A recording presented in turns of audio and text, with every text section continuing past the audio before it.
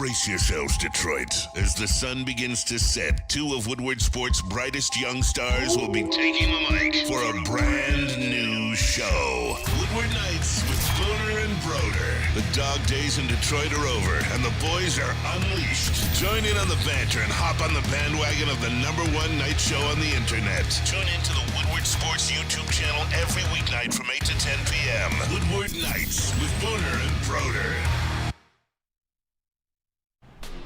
Welcome into Woodward Nights with Booner and Broder on the Woodward Sports Network. Big day, fellas. Woo. Huge day. Detroit Lions, NFC North champions, as always. I'm going to say that every single day this week. I'm going to say it next week, the week after. We're going to got a whole year to say it. A whole year. And then next year, guess what? It's going to happen again and again and again. Welcome in to Woodward Nights with Booner and Broder on the Woodward Sports Network. Big news coming out of Allen Park today. We're going to get into that in a little bit. A lot of things to talk about. Broder was in Allen Park. It was emotional. I was in a glass case of emotions. Up, down, sideways. Yes. There's so much. You guys heard a lot on different shows. This show, we have everything because Broder was there.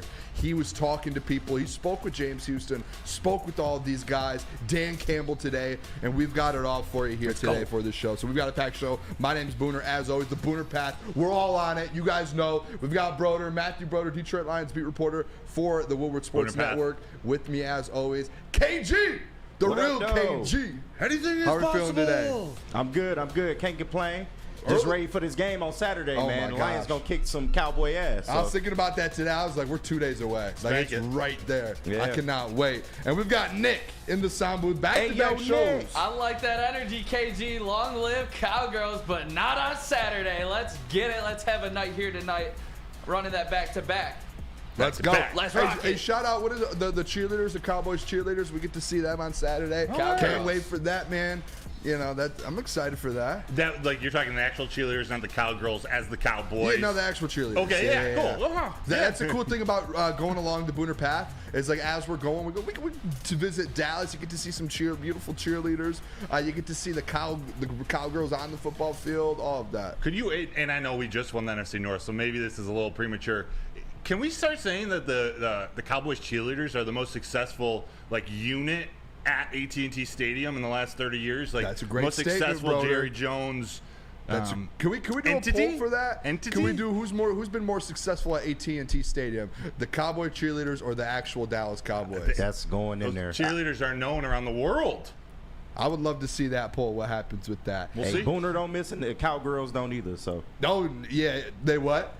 I said Booner don't miss and the Cowgirls don't either. The Cowgirls don't either. Mm-mm. All I heard was Booner don't miss, and I was like, yep, that's all I heard. I'm just excited. There's so much being talked about this game in national media because it's a Saturday, it's prime time. Also, both teams have a little something to play for. The Lions a little more than the Cowboys, so you're getting all the national media outlets. Everyone. Conflicting stuff.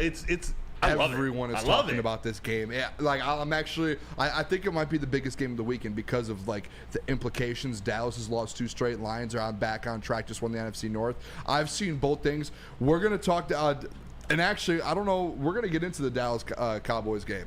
That we're going to actually start it off today. Not start it off, but we're going to get into that today. Maybe do 2 segments on it. We'll see how that goes because that could be a good conversation. 8:15, we are going to talk about the injury report. We have breaking news out of Allen Park. You guys heard everything. I'm sure you guys already know. But what we're going to do is we have Matthew Broder, Lions beat reporter, was in Allen Park today, so we're going to have him break it down for us. 8:30, we're going to continue that conversation in Dallas as well. 8:45, Dallas versus the Lions. We're going to keep this thing rolling. 9 o'clock.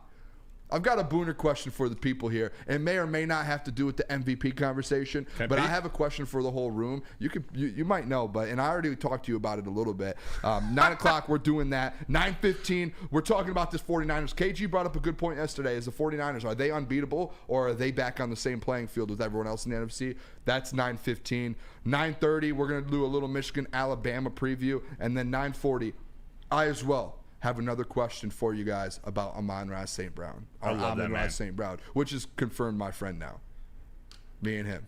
Booner, Amon-Ra St. Brown. Congratulations, you just got Amon-Ra St. Clown. I'm just waiting for him. Hopefully after end of his next touchdown celebration is the Booner Stone Cold.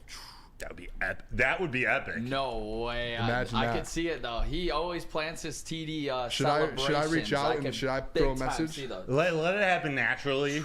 Don't do say what you anything. want, but like, Because when he does his Don't podcast say with his anything. brother, he always like at the end of it, he'll always be like, "Hey, I'm trying to get new ideas for a touchdown celebration. Someone send me some." the Choppa City Juke. So maybe I should. I don't. What's that? That was one a couple one that he did, weeks the- ago. Like the knee slide thing. It was from Yeah. Chris Johnson. I actually don't think he did it. It was before the Chargers Back game, to and I don't this. remember it. But nonetheless, he might pull something like that out. You never know. That would be. You never know. I think Broder might have talked to him and he said, "Hey, I might do this for my celebration," and he's not telling me. That would be crazy. Real quick too, I want to do this. I don't know how many people in the chat care about this, but we do records and picks on this show, and we've been keeping track of it all year. And there is a game tonight, very boring game by the way, the Jets versus the Browns in Cleveland. Lucas actually texted me, and Lucas is going to be in attendance. So we'll go around the room real quick. We'll get everyone's picks. It's boring, but I'm kind of excited about. I mean, we're not really going to be able to watch it, but I'm a Browns fan. Do you know right I now. know why I'm excited? also a Jets fan. I'm a Joe Kind Flacco. of. I'm a Joe Flacco. I like this little Joe Flacco thing. He's kind of fighting with DeMar Hamlin right now for that Comeback player of the year? player of the year. And I kind of hope that he goes in there tonight and like makes a statement. There was like some clips on the sideline of some of their games to where some players were going up to him after their first couple wins with him, and they were like, "Take us to the Super Bowl." Like let's. And it's like a legit thing because that defense is like one of the best in the league. Yeah. So there's like a legit thing. If they just have a quarterback that's capable of just doing anything, that team could make a little run. Like I know the Ravens, but like. They have a good offensive line. Yeah, they have a good 1-2 punch with Jerome Ford and Kareem Hunt, and that's with Nick Chubb injured for the entire season. And I know we took Donovan Peoples-Jones from them, but their wide receiver crew is not horrible. Amari Cooper, I love him.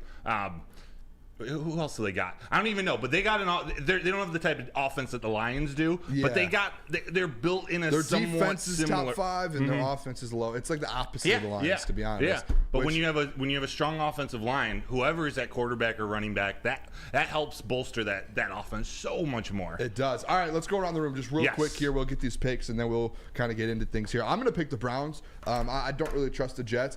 I guess you can have that argument to where the Jets defense is going to stop Joe Flacco. I just think Browns defense and Joe Flacco give it to me. I think he's going to make a run at comeback player of the year. I gave up on that Jets defense. Jets, Jets are going down. There's no doubt about this. So I just wanted to say that, that I only have one time to say it this week, and it's right now. They're going down. Give me the Browns. I'm writing in pen, Nick, as a waste of ink. You just wrote Jets? I wrote Jets. I got to go Browns. That's funny. That's all right. KG, where are we going? Give me Flacco off the couch, man. Let's go. Give me Joe and the boys to take down the Jets. I like that. That'll be 4. Should I flop mine? You do whatever you want, Booner. I'm not doing it. Give me the Browns. Yeah. I told myself earlier today when I was looking at the game, I was like, Booner, don't switch. Don't be that guy. Shout out to the chat. All you guys in here. We can't even name everybody, but it's OGs, it's new people. Just a fan, Joshua from Detroit. Sad Cowboy emoji. Eduardo O'Neill, John F. Florida. Denver, Blair. All you guys, we'll keep calling you out throughout the show. Thanks for being here. What Broder said. We love you all. Shout out everyone in there too that's putting the Booner Path. We are actually. I made I shot over a text message today working on Booner Path gear. Ooh, some merch. Nice. Merch. We're looking at some hats, some shirts, maybe a shirt with the Stone Cold, maybe a shirt even with the Kool-Aid. We've got some things in the works. So put number 16 on the back. I don't know if we're allowed to do that, but for Denard Robinson. Hey, good old shoelace. Shout out to Nara. Good old shoelace. Real quick, too, I do want to do this as well. I don't know if you guys saw this. And Pistons are on right now. They're up 35-32. Shut up. Breaking news. Yeah, can we say that now? I did Are you allowed to say it? The Pistons money line tonight, plus 850, I believe. I did take Pistons plus 17.5 tonight, and I did take Jalen Duren over 10.5 rebounds. All the boys were on it. Jeff, all of them, Spencer, I think they all text us. We have this little parlay group chat, and they text in there. And that's all what we're on right now. So I do have the Pistons money line. And I see the ref right now. I'm sorry, this is ADHD running around right now. The ref out there, Saginaw Valley alum. Shout out. Speaking of Saginaw, no, we'll talk about other Saginaw Valley Next alums segment. next So segment. is the jinx lifted? Yeah, it's whatever. This is the first time I cheered first time I cheered for the Pistons in 2 months, and I think when I cheer for them, maybe something will change. Killing another turnover. Oh my gosh! And there was the Hall of Fame finalist that got announced today. A lot of big names. I did hear the Heavies talked about it, and Easy brought up a good point. This might be like the first Hall of Fame finalist that the whole list or majority of the list you guys see there is guys that we watched growing up. Like names right here, I'm going to throw out Jared Allen, Antonio Gates on there, Rodney Harrison, Dwight Freeney. Yep, Devin Hester, Julius Peppers. You skipped Reggie Wayne. I'm skipping guys. I'm just going with the top guys that I'm just like boom, pop out. Wow, this is a stacked Antonio list. Gates too. Yeah, this is real stacked. How many get in? Do you know how many get in? I think it's 5 or 6. 5 out of this? Yeah, that's tough. That's what they said on Heavies, so. That's crazy. I wonder who's on here for the first time because I would like to see. Julius Peppers is a guarantee. I would like to see who could be first. Yeah, I feel like Reggie Wayne. He's possible. Darren was in. Is it? Yeah. Actually, I don't know if Julius the first Peppers time in has to get in, right? Yeah, he's got to be you a would first. think so. Yeah, it has to be his first time on here. There's some names on here. Andre Johnson, Rodney Harrison. There's some names. Antonio Gates would have to get on. I think like there's some names that are on here for the first time. Antonio Gates is one. He was part of that string of tight ends that transformed the position. Him, Tony Gonzalez, Antonio Gates. Gates was a basketball player, and I think in college, and then did he play football in college too? I don't know, actually. He did play basketball in college. I can't remember where. He was mostly a hooper, and then they transformed into a big body tight end. I'm gonna look that 6'5", what is he, 6'4", 6'5", 6'6", but an incredible athlete. Didn't he play at Mumford? I can't remember. In Detroit? Yeah, I can't remember. He is from Detroit, yeah. Antonio Gates? He's from Detroit. My brother-in-law Played at Central High School. No spit. And went to Kent State. Oh, okay. He went to Central. Yeah, college career, played basketball, He's but not definitely college a Detroit football. native, though. I definitely know that. He is. Shout out to him. He played. He didn't play football in college. Yeah, he played at high school though. Yeah, so here it says he originally enrolled at Michigan State, wanting to play football under at that time Nick Saban, as well as basketball under Tom Izzo, and then ended up transferring to play basketball at Eastern, and then it looks like he ended up transferring to Kent State and played basketball. Look at that. What a path, a journey there. Yeah. You got Detroit Lions assistant quarterbacks coach Mark Brunell. His running back, Fred Taylor, is on the list. When you said that, I was like, is Mark Brunell on the list? He's a Super Bowl winner. Is he? He's a left-handed thrower. He's a lefty. He's a southpaw. Shout out. Shout out. I am as well. Yeah, 19 years in the league, in the L. So real quick, before we get into break here, I kind of want to tease the next segment here because in the next 2 segments, we're going to talk about this breaking news out of Allen Park. We're going to just start breaking all of that down because there was a lot. In Allen Park, though, I want to ask you this question before we go to break. Vibes around there. I know you said that the emotions were up, down, sideways, left, right, up, diagonal. Tease the people a little bit, the emotions kind of at Allen Park today. How are the guys feeling? I heard some guys, and I'm going to touch on this later in the show, I heard some national media. It's half and half. Half the people think the Lions are going to be locked in, and half the people are like, there's no way coming off the NFC North Championship in the division that they're going to be locked in on Saturday.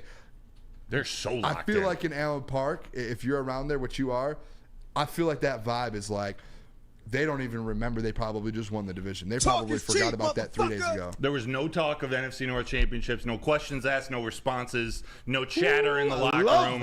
It's all about the Dallas Cowboys. Yeah. They're going for that number 2 seed. The only way to do it is to win out, and they're as focused as they've been the entire season. You could hear it in the responses. You could hear it in the excitement of getting some of these players back.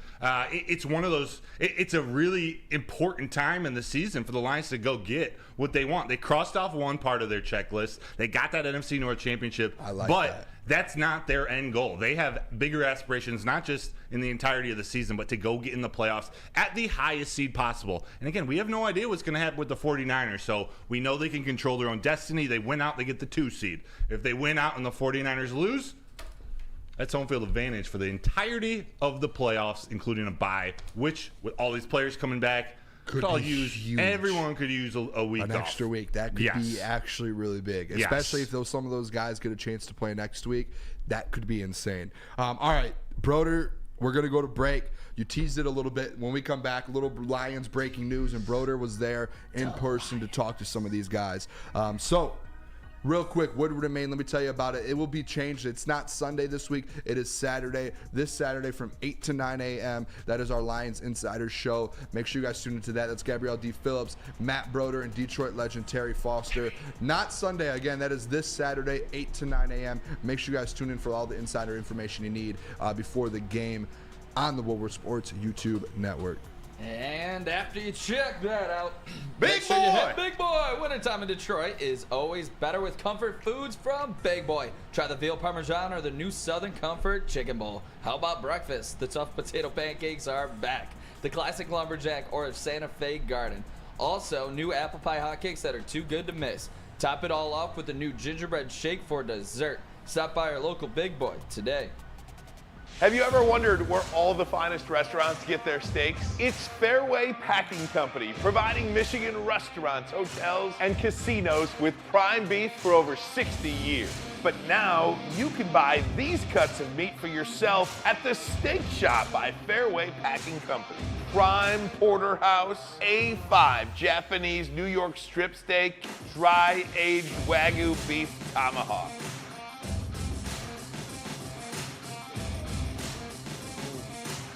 Delicious. Get to the Steak Shop today. Enjoy fine wine, have a private party, and get the finest cuts of meat anywhere.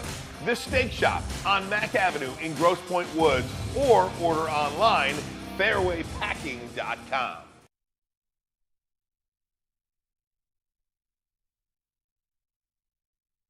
Calling all landscapers. This is Darren McCarty. I'm at Outdoor Equipment Co. How would you like to landscape like a legend? How about a bad boy zero turn? And even a chainsaw.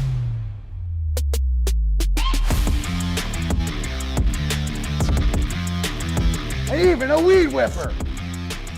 Whether you landscape for your job or landscape for fun, get all your equipment from Outdoor Equip Co., the official equipment provider of Woodward Sports. Michigan grown, family owned. OutdoorEquipCo.com. Join Woodward Sports' own Jeff Iafrate along with special WSN guests for the most anticipated Lions season in decades. Filled with different surprises and expert analysis. You're not going to want to miss out. Go to our Woodward Sports YouTube channel on Sundays and tune in live from 9:30 to 11:30 a.m. Outdoor Equipment Company, let's talk about it. It is the official equipment provider of Woodward Sports Network. They are Michigan-grown, family-owned. Liberty trailers, Generac generators, Snow X-Plows, and Salters. They have it all. Bad boy mowers, tractors, steel handhelds, and even weed whippers. You guys do not want to miss out on these. Like, if you got the snow's coming, go get yourself a snow plow. You can buy it, you can rent it, 0% financing, delivery right to your doorstep over at OutdoorEquipCo.com. All right, welcome back in. It is Woodward Nights with Booner and Broder on the Woodward Sports Network. Appreciate all of you guys locking in here with us tonight. If you guys haven't yet, hit that like button. Hit the like button. I see Lorraine in there say it's hard to get 200 likes when there are 112 viewers. Viewers will go up. Go share the stream and tell a friend to come tune in. Introduce someone to Woodward Nights. Do something nice for a friend and go tell them. It's the path to 200 likes. It's the path to 200 likes tonight. It has to start. We have over 112 people in here. If every person in here right now goes and gets one person to come in, we're going to be over 200, and we're going to be on our way. And we're going to keep growing this family we have here at Woodward Nights. And if we do hit 200, the crew in here all just agreed. If we do 200, no shows on Tuesday or on Monday. Woodward Nights will do a show Monday night. Facts. This is facts. We will do a show Monday night. Every show so far will not be going. They're just doing best ofs on New Year's Day. We'll come in and do a show. Popping bottles for a Michigan dub. New Year's Day, we'll come in and do a show after a Michigan victory if we hit 200. All right, let's get into this. Breaking news out of Allen Park today.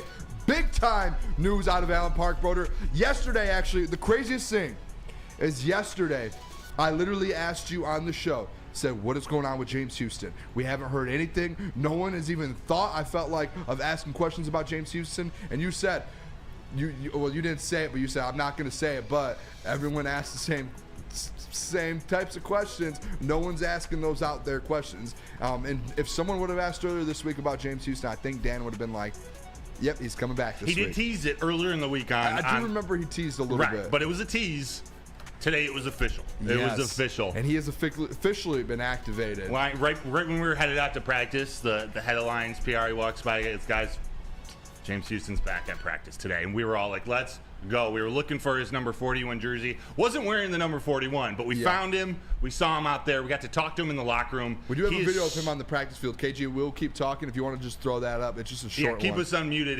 It was literally the only shot I could get of him. We were there for 8 minutes, and this is what I could get. But it was one of those, we got to talk to him in the locker room, and he is so jacked up to be back. He says even in these last few weeks, although he thought he was going to maybe be back a little bit sooner, he's been back around the facilities last couple of weeks and learning a ton. In his interview, he talked about learning from Bruce Irvin, just sitting and soaking in all his knowledge from a playoff, of a Super Bowl winner in Bruce Irvin. James Houston, he's excited to get into the rhythm of this defense. He wants to be a force multiplier. He doesn't want to come in and just run all over the place. He wants to come in and help elevate this team. Yeah, and here's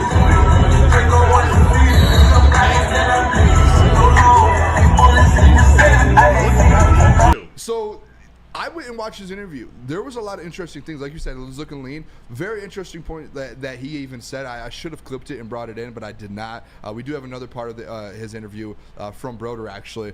One thing he said, and you were there, Broder, it was very, very interesting because we talked a lot about when guys come off injury, they have to be like eased back in and kind of get back in that game flow. He mentioned one of the reasons it's taken him maybe an extra week or two to come back is because when he did come back, he wanted to make sure he can make an impact instantly. And that was something where I was like, that is what I want out of a guy like James Houston. Like he, like as good as he was last year, I don't want him to come back. Like if he would have came back early in Dallas and he gets 6 snaps and he doesn't make an impact and he's just out there to be out there. No, like he's taking his time, and when he comes back, he said, "I'm going to be a full go. I feel in shape. I feel like everything's good. By the time I'm ready to go, we're gonna be. I'm gonna be able to make an impact." And did you get that feeling? Yeah, oh, definitely. He said that, and I think it was the doctors who said, "Put a break. Like, let's continue to take our time with this. You'll be back, definitely before the playoffs, or at least healthy for the playoffs." And even said, like, the one thing I wanted to hear, and someone else asked the question, talking about the mental side of it, because when you come back from a major injury, or really any injury, sometimes it's hard to trust yourself, especially if it's a fibula. Like there's a lot. You have to trust yourself out on the field and making cuts. He's a speed guy. He's a bend guy. That relies on you can't be thinking about your injury or scared to give 100% effort. He said it took him maybe a couple minutes to get used to it, but he felt really good out there today. And he's not full go, but he is back and ready to go. By the time he plays, whether I think it's going to be next week, I think he's going to be a full go. Yeah. I think him and C.J. Gardner-Johnson, like the fact, like the comments James Houston made today made me feel like he's going to be a full go. The fact that C.J. Gardner-Johnson's been back for 2 weeks now in the building and practicing, and his window's been opened already last week, makes me feel like when he does come back, they're taking every single day from him. I think that he's going to be a full go when he comes back. One thing that they talked about, too, which was really interesting, and this is kind of the clip that we do have of James Houston, is he spoke about those guys rehabbing together and being like, hey, this line, like these guys are on a run right now. These guys are winning football games. We have to get back to playing so we can contribute, and they said they talked about that in the rehab room. So here's James Houston kind of speaking about him and CJ coming back and actually making an impact right away. You're one of a handful of defenders who's kind of been itching to get back with CJ and now Aleem. We talked to those guys throughout this just about what it's going to be like to get back. Oh, yeah. We talk all the time in the rehab room. You know, we all want to get back. Aleem, you know, he's been part of it, so he knows. Like, he kind of a little bit more chill. Like, I'm going to be back. Me and Chauncey, man, we chomping. You know what I'm saying? We ready to go get out there and go help the team. And you see how good they're doing. You know what I'm saying? They're doing so well without us. And it's like, we want to be a part of something special. Everybody want to be a part of something special. I mean, I love that response. I want to throw one thing out there with this as well with James Houston and Aleem. The last 2 weeks, the Detroit Lions, their defense, they've looked like a little bit of a different defense the last 2 weeks, and that's counting the rushing the quarterback. Now you have a chance next week to add in Aleem back and to add James Houston back. If you can play at that level this Saturday without those guys, I'm telling, and I want to hear from all of you fellas. Like, I'm gonna make one comment, then definitely. This is gonna be like I said it about a month ago. I said if this defense starts making a turn, if they make any sort of turn, and James Houston, Aleem, and CJ come back, watch out for this defense because they're going to be different in the come playoffs. I believe they're going to be able to produce and help the team, but I think the biggest part of this addition of James Houston is the guy playing on the opposite side of him. Yes, Aiden Hutchinson. Let him more artillery. I think Bruce Irvin will probably be the one activated from the practice squad this weekend, but the more firepower you can bring on the opposite side or even just across that defensive line. And I mean firepower as in Aleem McNeil and James Houston, there's nothing wrong with the more role players, the Kaminsky type guys. Those are definitely needed. But the more firepower you can have with Aiden Hutchinson on that line, that's the less they can focus on Aiden. The more they have to at least think about those guys. And all Aiden needs is a little more space, a little more room. It changes the defense completely. That second, we're seeing what the safety room's done. Now we talked about the depth in the safety room. That's one of the best in the NFL, and that's elite. Now you're going to add two of your best defensive linemen back after these last 2 weeks, and you're potentially adding another guy in that secondary. And Bruce Irvin's going to start playing more, I'm sure. Things can get really, really scary for this Lions defense. Fellas, what do you guys think on this? That's where I'm at with this one. It's adding a guy like James Houston. KG, go to you for a sec. Oh. Yeah, so I mean, pretty much. Is that James Houston? No, so Lorena pretty Rios. much like it's reminds me a little bit of last year, like how we were getting healthy at the right time. The only difference is we're a little bit ahead of the schedule in the win column this year. Yeah. But you want to get your best players back during this stretch of football going into the playoffs. The only thing you kind of got to worry about is game rust. You know, how long will it take them to get back in game shape? But man, James Houston is going to be a big addition to this D-line. That's why Week 18 is huge for those guys. Yeah, absolutely, man. And what we've been stressing about all season is pass rush, pass rush, pass rush. James Houston, we saw what he did when given the opportunity. Hopefully he can come back and give us some semblance of that. Don't expect him to be 100% of what he was last year, but if he can come in and get a couple sacks right away, that's instantly helping this defensive line. There's no way he's not better than a guy like Charles Harris or something right away. And what you see that this defense has been doing the last couple of weeks is getting turnovers, and that's when they're at their best. Think about last year. Getting turnovers due to that pass rush, making the quarterbacks rush their passes, get picks from it, and force fumbles. I think that's the biggest thing that James Houston does is it gives that quarterback a second less time, a second less to think about it, gives guys Houston and Hutchinson from the outsides. They set the rookie sack combo record last year, and that forces way more turnovers for this defense, which is so crucial for this team's success. And I want to point out this comment here in the Woodward Sports chat. All of you guys, make sure you guys are leaving comments in there. We'll read off as we go here, as many as we can. Jesse Adams said they can win in different ways on the road, which is huge going into the playoffs. I want to, just the first part of that comment, fellas, with these guys coming off injury, we've seen this Lions team, like the Lions offense, like none of those guys, it's all been really defensive guys that have been put on the IR, right? So like the offense, we know they're top 5 in the NFL. We know they can go out there and win games with their offense. They're one of the best teams in the NFL. That offense, or the best offenses in the NFL, I apologize. But the thing is if you could find a way to kind of stack a couple wins with that defense, like that Bears game where Hutch forced the safety at the end, even in like this last week, when you have the interception at the end to close the game out, when your defense can start doing that and you have this top 5 offense and they all start clicking on all cylinders, especially come playoff time, that is different. And especially like Jesse said, on the road, when you can do that, they're 6-2 on the road this year. I have some stats. When we talk about the Dallas game, I told the boys, I walked in, I was like, I did a little like high school, middle school thing. Is I had a little notepad and I was writing it down. I ripped it off and put it in my pocket. Me? Yes it's like or a little note. I have some stats here when it comes to the Dallas game.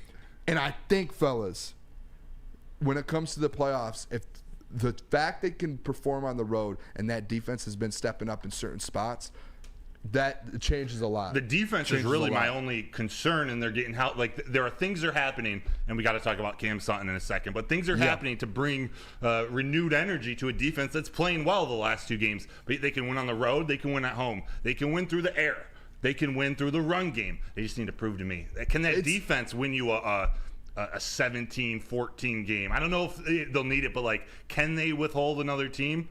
We'll see. You're gonna be in those battles in the playoffs. Yeah, and it's the thing 17. Dan Campbell's been saying all year, and we've said it a lot, and it seems like right now it's actually starting to happen the last 2 weeks, is complementary football. Like being able to have your offense complement your defense, and defense complement your offense, and the special teams to work their way in there. The special teams has been the only one the last 2 weeks, in my opinion, that's been the one that's the part that's struggling.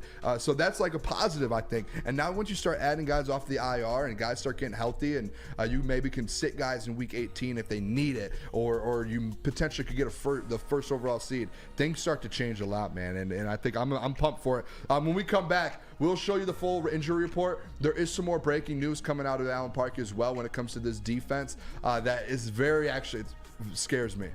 Makes me very, very nervous. Let me tell you guys, though, Lions post-game show, make sure you guys check it out. That is going to be this Saturday directly after the Lions-Cowboys game. I believe it's Stick and Maz this week. I'm not 100% sure, but I believe it is. That will be probably about 10 or 11 o'clock, so make sure you guys don't miss out on that. They do call-ins, chat stuff, my Kool-Aid stuff. All of that will be on the post-game show. Make sure you guys check it out on the Woodward Sports Network. Broder, I think Nick might be taking calls there in the sound booth. If you're dreaming of a new home but feeling the financial pinch, Mark White and Associates, your trusted real estate experts, are here to help. Mark White and his team will pay up to $5,000 of your closing costs. That's right, $5,000. So call Mark White and Associates today at 248-290-8242 or visit them at markwhitesells.com. Since the dawn of moving people, Chevrolet has led the way. The world of transportation is changing. At Feldman Chevrolet, we are leading the charge forward. With every electric vehicle, every mile traveled, one Feldman at a time. The company that puts more Chevys on Michigan roads is now the #1 name for Chevy electric vehicles. Now, coming to Woodward Sports, Woodward and Main Street, the Woodward Sports Network Detroit Lions show. Let's go! Catch Gabrielle D. Phillips, Matt Broder, and Terry Foster for all the latest news on your Detroit Lions every week. Only on the Woodward Sports Network YouTube channel and woodwardsports.com. At work and at home, we're there with smarter security solutions. Featuring complete automation with customized alerts and more. For over 90 years, we've been the company that's been counted on to protect what matters most, all with personalized service and care. Right now, for a limited time, receive a free video device plus free installation with a new home system. Guardian Alarm. We protect Michigan. Just in time for football. Glorious! Cannabis is dropping a new ice water bubble hash infused pre-roll called Honolulu Blue. It smells so good, it's like the whiff of the first playoff win in 31 years. It's a gassy, aggressive strain named in the honor of Detroit football. If you haven't had one of these ice water pre-rolls, you are missing out. So smooth. Check them out online at www.glorious.com. All right, welcome back to Woodward Nights with Booner and Broder on the Woodward Sports Network, woodwardsports.com, YouTube page, whatever you are watching on, we appreciate it. Let's everyone hit that like button. Hey, Lorena, we're at 160 viewers right now. We only need 40 more to get up there. To everyone, hit that like button. We're at 75 likes. If we get to 200, the crew already agreed. Every other show on Monday for New Year's Day is doing best ofs. We will come in and we will do Woodward Nights after the Michigan game if we hit 200 likes tonight. That is a guarantee. That is a Booner promise, Booner Path promise. We will do a show Monday for the people if we get to 200 likes That would be the first show reacting to the Michigan game. And I think most other outlets, including Woodward Sports, are going to be off on New Year's Day. Yep. So it'd be the first reaction to the Lions. The Lions, the baby. Lions, baby. Well, besides the post game. Our post game True. So make sure everyone hit that like button. If you guys want to do that, hey, if you guys want that, everyone go share the stream with someone. We're 40 away from getting to 200 viewers, and if everyone shares it, we can get some people here, cool. and maybe they'll stick around for a couple weeks. Hey, we'll see. We have fun on the show. We do. We have a great time. Hey, let's do this though, real quick, fellas. First of all, shout out Pistons. Ladies. Pistons are up right now. Yep. Well, I was talking about you fellas. Oh, okay, got you. My bad. Yeah. So I apologize. No, I apologize. All right. Let's do this though. Let's hit the injury report here for the Lions today, because there was something very interesting, kind of breaking on it as well. Do you want to start with the good or the bad? I just want to get the bad out of the way because it's very scary. Okay. At least for Saturday it is, and I hope he's able to play. But you guys see it up there. Cam Sutton out of nowhere. Right. Literally out of nowhere.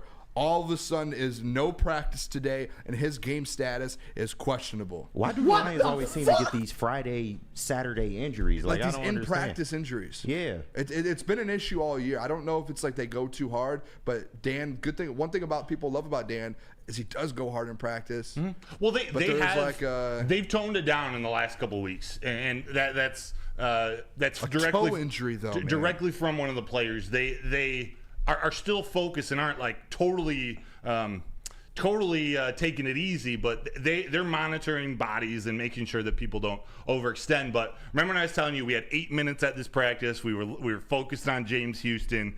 We didn't notice that Cam Sutton wasn't there.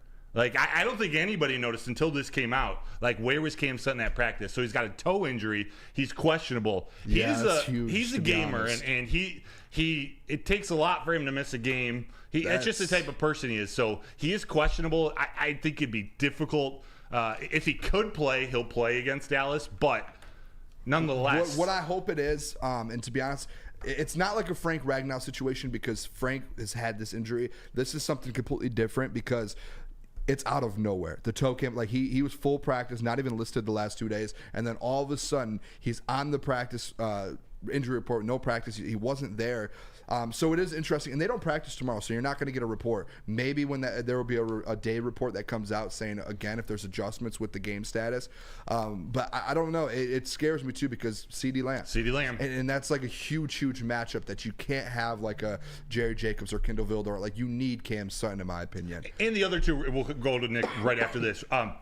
The wide receiver crew for the Dallas, they're no joke. I mean, Brandon Cook's not bad. Michael Gallup is not bad. So, yes, the main point is that CeeDee Lamb or Cam Sutton can't travel with CeeDee Lamb, but you know those other two guys are good. So now it's a decision of what to do.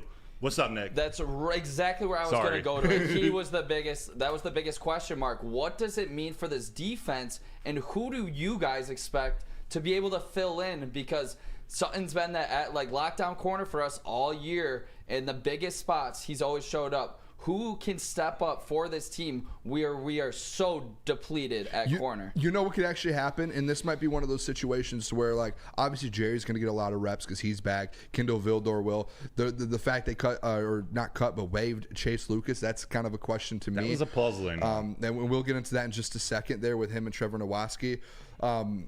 Khalil Dorsey's been getting snaps at corner. Obviously, those guys to me aren't corner ones to where you want you want Cam out there.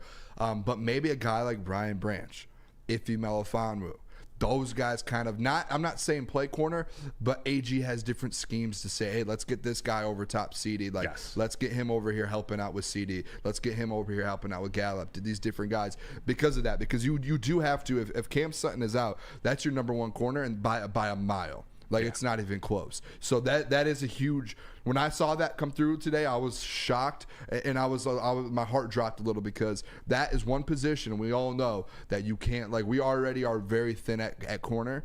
And you can't afford a guy like Cam Sutton to go down. And he's been playing great over the last couple of games, despite, Justin Jefferson's going to put up yards on everybody, but just over the last couple of games, he's been playing great. And it's a big matchup. So this is going to come down, it's a big game for AG to get this defense ready, to get creative with however he's going to present this defense to Dak Prescott. Got to make him one-dimensional, which means you got to put the ball in Dak Prescott's hands.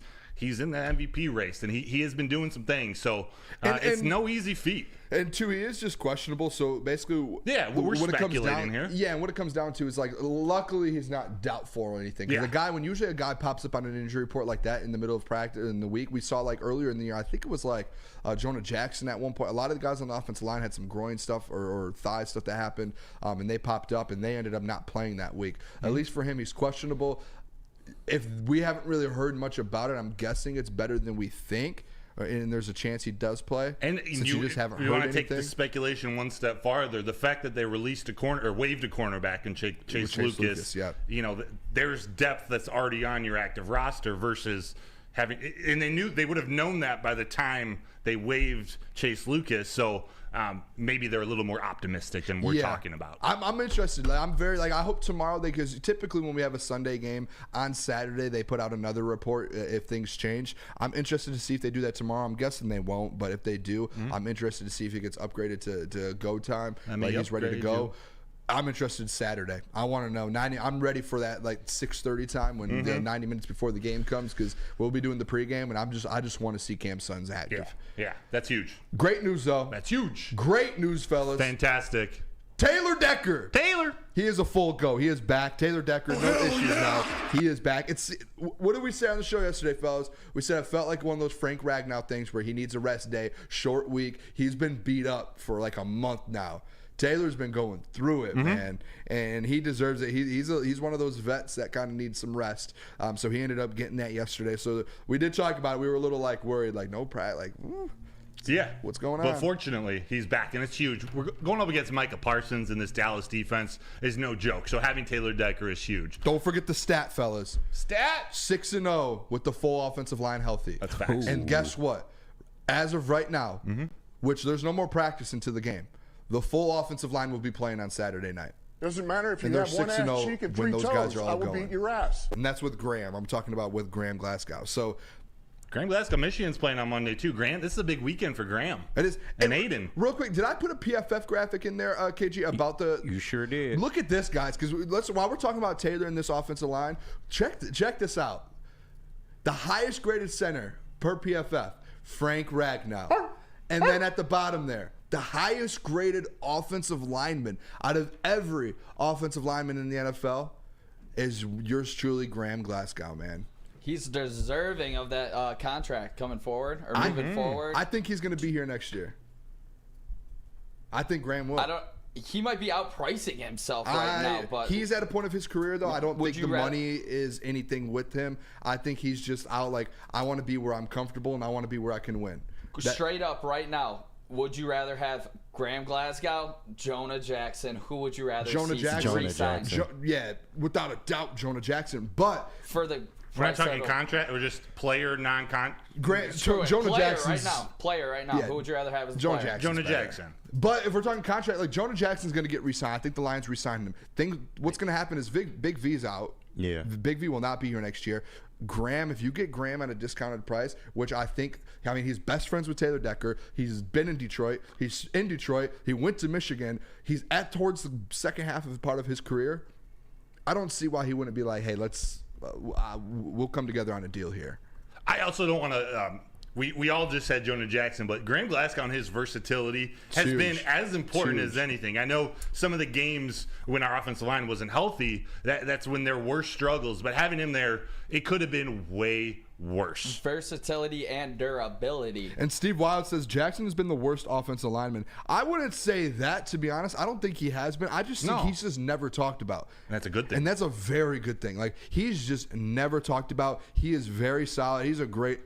He is one of the best there. Where I work downtown during the day, and every time the exit I get off of, the big banner there is of all of the offensive linemen. It's one of my favorite ones I've ever seen, just because the big fellas are getting love. Jonah Jackson does not get enough love. He does not get that much love because of guys like Penei Sewell, Taylor Decker, Frank Ragnow, Graham Glasgow, who's been moving around a lot. And just for the record, if we include the contract talk into this, I would rather re-sign Graham Glasgow, just to be clear. And we can have that conversation another time. He'll be cheaper and he's versatile. Jonah Jackson might be expensive.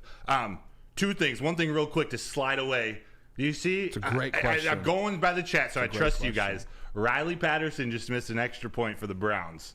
Can I be honest? Night Football. Hang on, we got more to talk about. Turn that music off. Can I be honest? You got 2 minutes, bro. You guys want Booner honesty? We'll go to break. I didn't even know Riley Patterson was on the Browns. Yeah, he got picked up. I had no clue Riley Patterson was on. That is insane. Yeah, and a missed extra point on Thursday Night Football. Great move by Brad. So Chase Lucas and Trevor Nowatzki. Oh, yes. This is like an interesting little roster management conversation. Tweet from you. If you could throw Broder's tweet up, too. Yep, I got it. These are two guys that they want on the team. And so there's some strategy they're trying to come through. I'm nervous. They're hoping that these two guys, Chase Lucas, cornerback Chase Lucas, and linebacker Trevor Nowatzki, don't get claimed on the waivers where then the Lions could re-sign them to the practice squad. That is their goal. These are two guys, they want Chase Lucas in the locker room. He's an awesome dude. Huge. And Nowatzki is someone they love, an undrafted rookie who they activated to the 53-man roster a few weeks ago because there was a team or some teams interested in him. So I don't know exactly why, and maybe I'm missing part of the rule or, the claiming. I'm interested. Why would they, if there's a team interested in Trevor Nowatzki, why would they let him go versus someone like, I'm so interested to hear how this all plays out because they want those two. It is very interesting, especially like Chase Luke. Those guys have been pieces on special teams to where they're not just out there, but like you see them making plays. Yeah, and like those are guys that you kind of need in special teams. Where Will Harris, like I mean, yes, he's been a piece, but like. That was a guy KG yesterday even mentioned, like, that's a guy maybe can be gone or like you can waive. So there's multiple, like, I don't know. I'm interested. I'm with you, Broder. I'm interested to see what happens. Chase Lucas was the big one to me, though, to be honest. I mean, he's a big one. And the Jason Kabinda thing, like, I get he's coming off.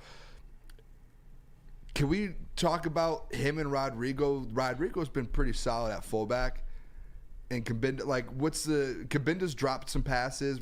Kabinda's better in pass protection, but I don't know if anything he does is to where you drop the Chase Lucas. Yeah, is it that much better? I don't want to go. I don't know. Kabinda, I know like Flannel's gone at him a lot. Like, why is he on the thing? And people like that's been a big thing. But like, he's a leader. He's a huge part of that. I think he's been a captain at some points. Yeah. Like, he great person. I know he does a lot of, but it just to me, it's like if I take everything away and I'm looking at production and what you bring to the team in this, it's like all right. You just had to let go of Chase Lucas because of him. I know. And Chase Lucas, especially if Cam Sutton's questionable, it's like, what are we? I think they're confident they'll re-sign him because they dropped Chase Lucas earlier in the year. They waived him. So I'm pretty sure he's not going to get claimed. He'll be back on the practice squad. I hope he doesn't get signed anywhere else. And same with Trevor Nowatzki. I agree with KG there. Chase Lucas hasn't gotten a snap since at Green Bay week 3. Yeah, so it's a locker room guy. It's not for an on-field production. In special team, a little bit of special teams. He's probably the most positive dude and just dancing around it. They love him, and he's just a really good guy. Yeah, beast. It just the good guy Kabinda only thing goes to so me. far, When I saw the Kabinda thing, and then I saw those two guys waived to bring Kabinda up, and obviously the CJ and them that you have to get room. I wish we had a press conference tomorrow. I'm just interested. Yeah, I'm very interested to see that move because I do like Kabinda, but the way Rodrigo's been and the way the offense has been, it's not like you've missed him. Yeah. And Rodrigo's been blocking it's maybe they want to play Rodrigo more at linebacker and just want to, which he has been getting a lot more. He's getting more snaps at linebacker. We'll see it all play out. All right, let's hit a break. When we come back, 8:45 here. What do we have? We have Dallas versus the Detroit Lions versus versus the Dallas Cowboys. Your Detroit Lions. Mix that around there. Let me tell you guys though. Feldman. Since 1996, Feldman Automotive has been driven to provide a fast, convenient, and first-class car buying experience called the Feldman Advantage. They got 18 dealerships all over Michigan, so there's got to be one in your backyard somewhere. So visit feldmanauto.com to find the location nearest you and check out Woodward Sports, the Morning Wood Show, and Big D Energy there every other Monday at the Novi dealership. Feldman Chevrolet, they are Detroit's #1 Chevy dealer. Booner? Let me tell you about Guardian Alarm, baby. A great defense. Just like the Detroit Lions, they're about to stack up and have a good defense. So does Guardian Alarm. They have customized solutions from real experts. Our professional technicians, they take the time to recommend security and automation solutions that are specific to your needs. They have 24/7 professional monitoring. You can give them a call anytime, day or night, and know that a Guardian Alarm team member will stay on the phone as long as needed. Technology backed by people, where your safety and security deserves technology that has been proven to work and people have been proven to care. Make sure that number for a great defense, give it a call. That is 1-800-STAY-OUT. Come to any Lady Jane's Haircuts for Men for an award-winning haircut experience from one of our talented stylists and register for a once-in-a-lifetime opportunity to win an all-expenses-paid suite for the 2024 NCAA tournament for you and 5 of your best buds. That's right, college basketball's most elite event. You and your 5 best friends just get to any Lady Jane's today for an award-winning haircut experience and automatically register to win the trip of your dreams. Lady Jane's Haircuts for Men, open 7 days a week. Walk in anytime. Lady Jane's, it's wicked awesome. Brace yourselves, Detroit. As the sun begins to set, 2 of Woodward Sports' brightest young stars will be taking the mic for a brand new show. show. Woodward Nights with Booner and Broder. The dog days in Detroit are over, and the boys are unleashed. Join in on the banter and hop on the bandwagon of the #1 night show on the internet. Tune in to the Woodward Sports YouTube channel every weeknight from 8 to 10 p.m. Woodward Nights with Booner and Broder. Join Woodward Sports' own Jeff Iafrate along with special WSN guests for the most anticipated Lions season in decades. Filled with different surprises and expert analysis. You're not going to want to miss out. Go to our Woodward Sports YouTube channel on Sundays and tune in live from 9:30 to 11:30 a.m. Calling all landscapers. This is Darren McCarty. I'm at Outdoor Equipment Co. How would you like to landscape like a legend? How about a bad boy zero turn? And even a chainsaw.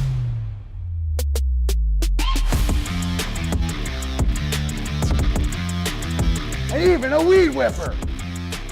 Whether you landscape for your job or landscape for fun, get all your equipment from Outdoor Equip Co., the official equipment provider of Woodward Sports. Michigan grown, family owned. OutdoorEquipCo.com.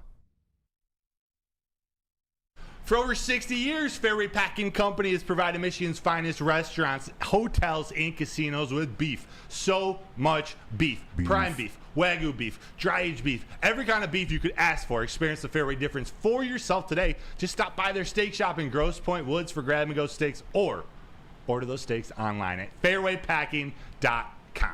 Beef. Beef. Beef.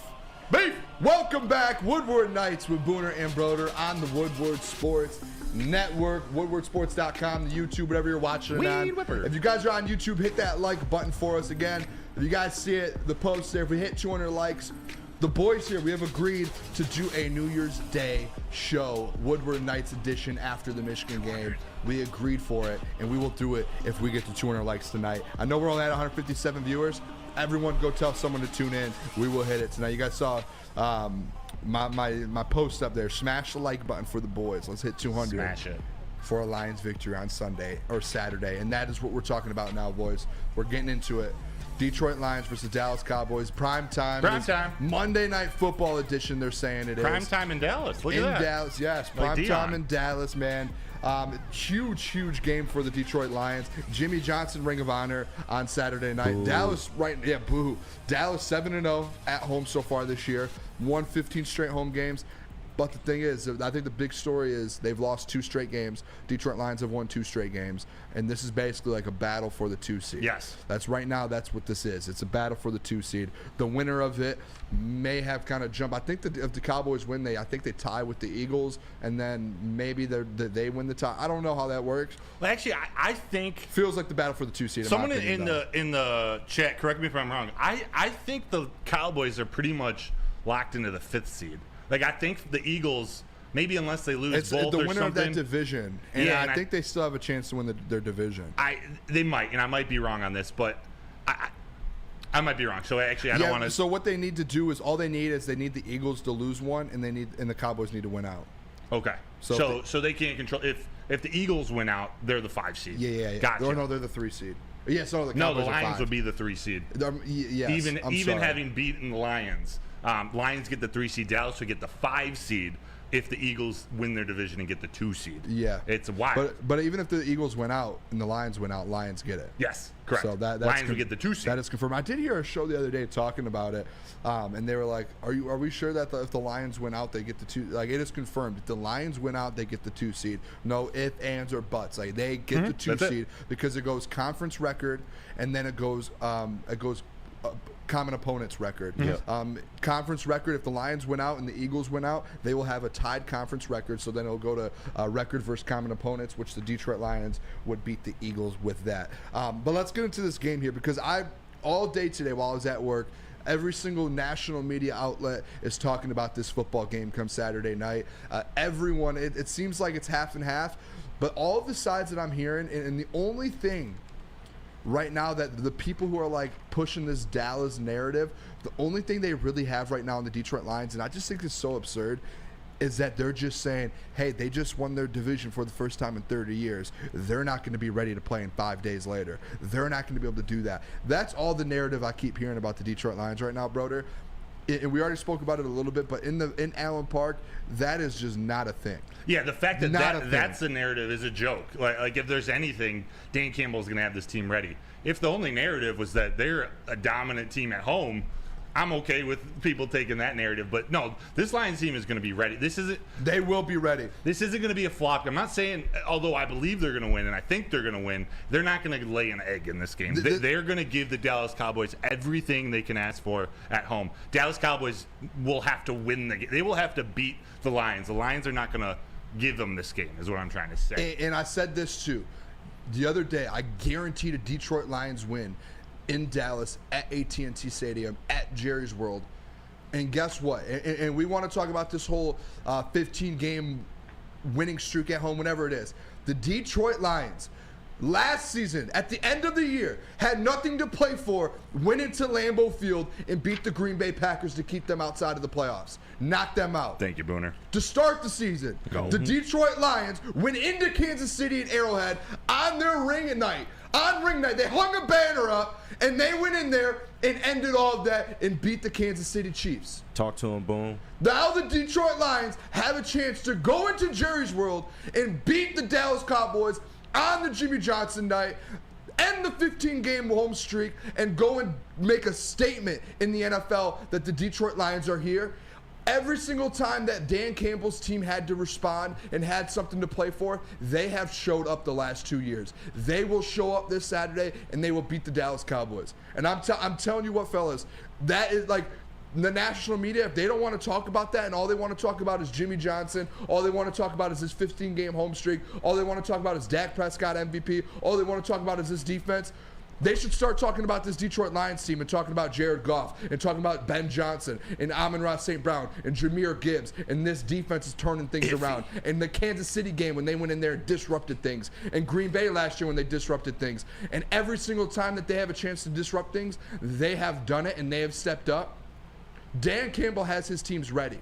He will have this team ready to go. There's nothing that will get in the way of Dan Campbell having a team ready. There's been nothing the last 2 years that has proven that differently. He has always had to. Remember when they started 1-6? What did he do? Had those boys ready to go, and they finished 8-2. They're going to be ready Saturday night. They've learned how to win on the road. They're going to be ready. We were talking about with Jesse Adams earlier, 6-2. I've got the note here. Not just on any road. Is this the time to bust it out? Well, we're talking about the road, right? Playing on the road? Yeah. Lambeau, Arrowhead. Yes. Okay, maybe the Chargers isn't like a huge road. I mean, it's a huge win, but it's not like there's where are they? SoFi. Not on the same level as Arrowhead. You won in Lambeau this year as exactly, well. Exactly. They can go play on the road, and this road game is in a dome, and everyone knows Jared Goff's better in a dome. Not to mention our primetime record. Yeah. And up 4-0. Yeah. But a lot of people are saying 4-0, isn't it, because of the Thanksgiving game? But I don't count Thanksgiving. The nighttime. Yeah, I think it's technically not a primetime, although, you know. I want to do this. I have this piece of paper here. I went and did some research. This whole 15-game Dallas home stretch, this whole thing that's so cool that they've won 15 straight home games. Let's break down who they've played real quick, because no one's broke that down. Everyone loves, this is the thing with national media again, is everyone loves to talk and make narratives and do all these different things. But guess what? A lot of these people don't want to go out there and get some facts for it. And guess what my job is to do? It's to keep the Booner Path clean, and I will bring the facts for it. Did you get your landscaping for the Booner Path at Outdoor Equipment, by the way? Over at Outdoor Equipment, cool. Yep. That's where I get everything for it, and that's what I got when I got these notes. But the Dallas Cowboys, let's just break down these 15 wins that they've had. Let's talk about 2022, right? They beat the Eagles in overtime, which obviously great Eagles team, but they beat them in overtime. That was cool. They beat Houston, Indy, the Giants, the Bears, the Washington Commanders, the Detroit Lions, us, and then the Bengals, only by 3 last year. So the two big wins they had were in overtime and by 3. Every other team besides maybe the Lions, you could take them out there, weren't great football teams. The record of all those teams last year that they won, 62, 69, and 4. Under 500. Now let's look at this year, 2023, the teams they beat at home. They obviously beat the Eagles and the Seahawks at home, right? Seahawks, you could say a little questionable. We lost to them at home, but now they're a different football team now, a little questionable. But then you go to the Washington Commanders, who are 4-11, the New York Giants, who are 5-10, the Rams, who are 8-7, the Patriots, who are 4-11, the New York Jets, who are 6-9. That comes out to 46-59 record. Ooh. They haven't played the best teams at home. They've only played about 4 great football teams in this 15-16 game stretch. The combined record for these teams in this little 15 game win streak, fellas, 108, 128, and 4. Under 500 by a good amount of games, by almost 20 games. So it's not like they've been in there beating the best teams in the NFL and dominating. Yes, they've been scoring 40 points per game this year, but they've been playing some trash teams, and they put those numbers up on those trash defenses of those trash teams. Yeah. And on the other side of things, fellas, the Detroit Lions, 6-2 on the road. Not a trash team. And the combined record of all those teams, those 8 teams they played on the road, 61-59. Yes. Over 500. Yeah. So they have played some football teams and some legit teams who are fighting for playoff spots right now. And Booner, I'm with you on all that, and I agree. The Lions are the best team they will face at home. Not just to play devil's advocate, but they do play better football at home. They've been beating these teams as they should have. Like, they haven't had many. Well, obviously, in the last 15 games, they haven't had any falters. So they do play better football at home than away. But you're right. They do. The Lions are the best at home. team. But Yes. I mean, if you significantly an insane better. amount. But I mean, just look at some of these teams, man. It's like no, that's why I agree with you. And I at the agree same with you. time, all their away games were versus the Bills, the Dolphins, the Eagles, the 49ers, the Cardinals, and those are all of their losses. And it's just so it's like obvious at home they're playing well, but every single tough team they've had to play this year, again, the Bills, the Dolphins, the Eagles, and the 49ers, every single hard game and over 500 team and team that's one of the best in the NFL, every single one of those teams they played, they didn't have to catch them at home. So that kind of skews this 15-game win streak. That skews that 40 points per game because they'll. You know what I mean? Like, they're not putting 40 points per game up on the Dolphins, on the 49ers, on the Eagles every time. It's on the Bills. The Lions' job now on Saturday to prove that that's fraudulent, to prove that they're a side effect of their schedule. This may be the best football team that the without a doubt the Cowboys play at home. Without a doubt. This year. Even though the Seahawks beat the Lions are better than the Seahawks. Yes, I think that's pretty obvious. Yes. No, I think I'm excited for the game. We can kind of, if you guys, maybe we'll keep going with this Dallas Lions stuff, or we can get into this. I have a Booner question for the people, which has to do with the Dallas game. I'm interested to see what you guys have to think about that. Coming out of the break, we will do just that. Yes. Let me tell you about Planet Fitness, though. Planet Fitness, it is the home of the judgment-free zone where anyone, and we mean anyone, can feel comfortable and work on their fitness goals. Over at Planet Fitness, you'll experience squeaky clean gyms that has tons of equipment, full body workouts in just 30 minutes, and all memberships include fitness training. Get all of that for just $10 a month. No commitment, no matter where you are. There is a Planet Fitness close by. There are more than 50 in the Metro Detroit area and thousands throughout the world. Make sure you guys go check Planet Fitness out, where your fitness is essential. Woodward Sports' own Tom Mazaway and Sam Stick Day will be hosting our Lions postgame show after every Lions game all season long. Tune into the Woodward Sports YouTube channel for his hot-off-the-press takes, game analysis, and Kool-Aid sipping celebrations. You won't want to miss it. Join Maz, Stick, and special guests each week immediately following every Lions game, exclusively on the WSN YouTube channel. Savor the heart of home at Big Boy with our all-new down-home comfort dishes. Feast on home-style goodness with our Southern Comfort Chicken Bowl, veal parmigiana, and apple pie hotcakes. The down-home delight doesn't stop there. Potato pancakes are back. Dive into the richness of our perfectly crafted potatoes with our classic potato pancakes and our stuffed potato pancakes. Top off your meal with our new gingerbread shake, a seamless blend of creamy vanilla and sweet gingerbread flavors. Nothing beats the comforting taste of down-home cooking. Enjoy every bite, only at Big Boy. Your home is your most important asset. Flexibility in the sales process is key. When you work with Mark White & Associates, you can cancel at any time, for any reason, without penalty. Speaking of flexibility, check this out. Who you work with matters. Hire the best broker in the game.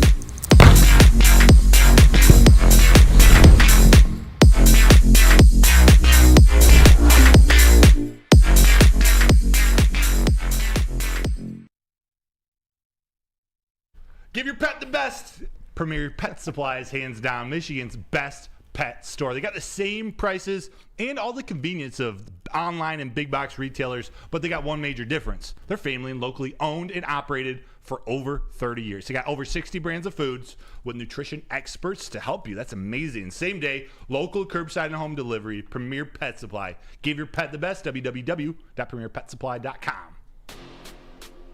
All right, welcome back into Woodward Nights with Booner and Broder on the Woodward Sports Network, woodwardsports.com, YouTube page, whatever you're watching on. The Detroit Lions are NFC North champions.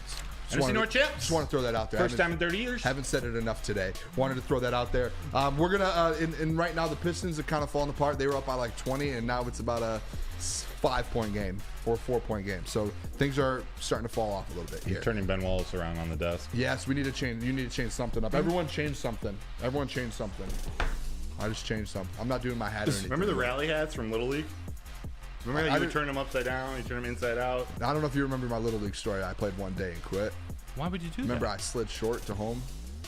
I've told you the story. You did. I didn't realize you quit. Yeah, I just never you short at home. I never played baseball in my life. Never played baseball in my life. I told the coach. I showed up. They were like, "Hey, we need someone," and I was a good athlete for a little bit, and they were like, "We need someone." I was like, "I'll show up. I'll be on the team," and I said, "The only thing I don't want to do, I can't slide. Never slid in my life. Don't tell me to slide." Got on base. I think I got a double, got on base. Feeling good. Next person gets a hit, and I'm running the bases, and coach is like, go home. And I'm like, okay, in my head, I'm thinking like, I don't have to slide. He sent me home. I told him not to. And then all I hear is, get down, slide. I was 10 feet short. 10 feet. Dude, I thought when you slid, like, you slide. That's like a slip and slide. As a Sports Center, not top 10? Oh, it was bad. Yeah, I never showed up after that. No. Team won the championship. I got a trophy. Sounds like our Woodward Sports Fantasy League. Yeah, you are in the championship. All right, let's do this. So I don't want to waste any more time on this segment because this is the Booner question of the week.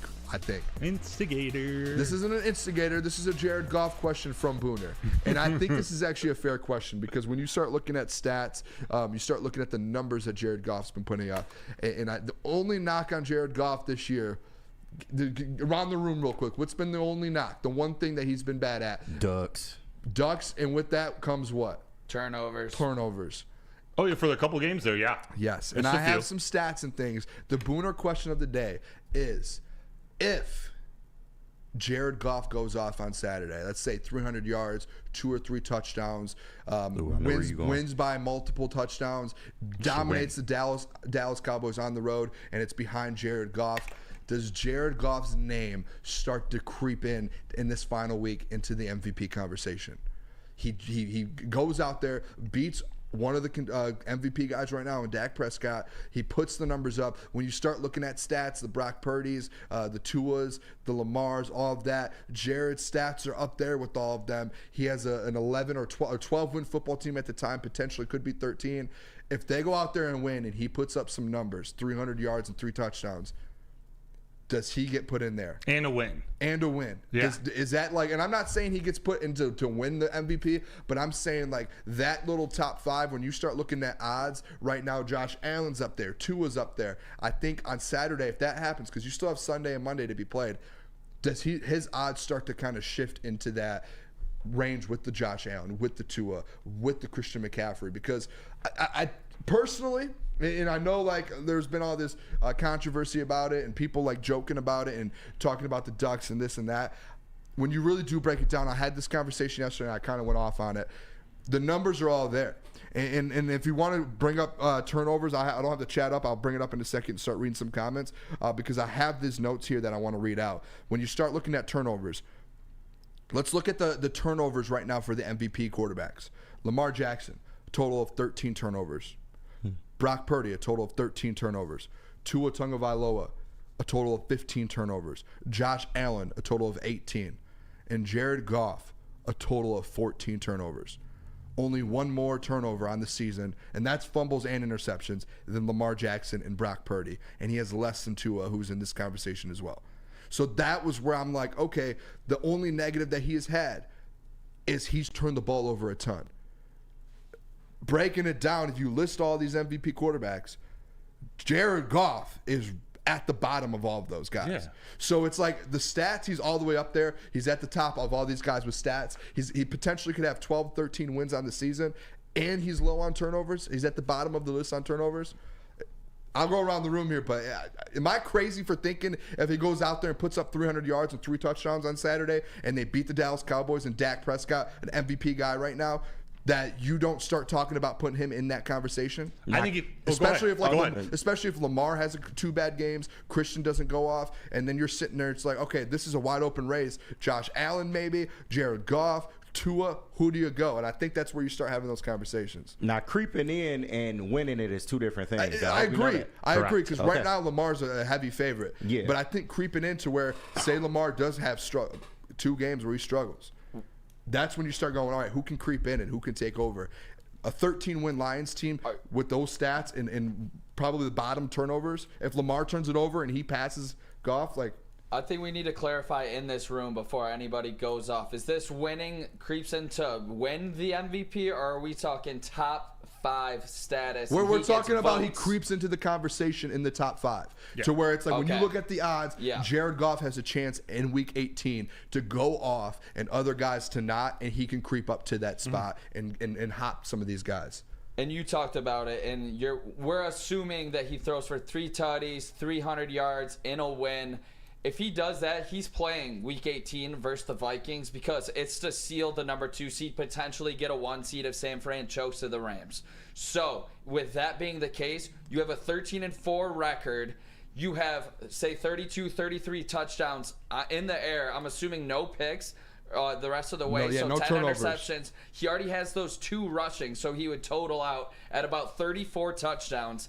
He 100% is in the top 5 category for MVP. He is the quarterback on the number 1, number 2 conference team, maybe one of the top 4 teams in the whole entire NFL. With those kind of numbers, he 100% should be in that top 5 status. Yeah, I would agree totally with that. I don't think he wins it, but if going off what you're saying, I would agree that he does creep into the top 5. Yeah, I think right now it's just Lamar's award to lose. And if Lamar goes out there and throws a couple interceptions or something the next 2 weeks, and then it would have to be all work out perfect. Yeah, Lamar would have to completely. I do think though, and Broder, I know you had that bet to where Easy was right away, send me the pizza, it's over. I think there's a chance right now, Lamar can keep doing what Lamar does. There's still a chance because Lamar's not that far. If you look at Lamar's stats, his stats aren't what they were when he won the MVP the first time. He's having a different year. The thing is, you can't argue how Lamar is that team. He is the most valuable. He's on the best team right now, the most valuable player. But if you look at his stats, it's not like he's going to be the unanimous MVP. Other guys are going to get votes within this award. And Jared Goff, potentially, what he does these next 2 weeks, and if this Lions team gets the 2 seed and have 13 wins, and they won the first division in 30 years, and Goff is sitting up there with 34 touchdowns and 10 interceptions, and he has less turnovers than all of those guys. You might get a free pizza because I would not be surprised if he ends up getting a vote if he has a good 2 weeks stretch here. Definitely. And I think it'll take 2 weeks for him to weasel into that conversation. I don't think he's going to win it, by the way. I think there's just a little too – the hill is a little too high to climb. Because if Lamar doesn't, CMC will. Right. But if he has a 300-yard, 3-touchdown game, which I don't think that's going to happen. I think they're going to be running the ball heavy in Dallas. I think that's enough to start talking about it for sure because that elevates it a ton. And if he goes out and he has 2 good games, he's going to be in that conversation. He's going to get a vote. I mean, in the MVP, the story behind it's part of the voting too. The story of leading the Lions to their first NFC North championship. Yep. That's everything I wrote about in the article back in April when I predicted this. And I think that there's still that chance. He's still got an outside shot, especially to get a vote. I don't think he's going to sneak to number 1. But he could definitely work his way into that conversation again.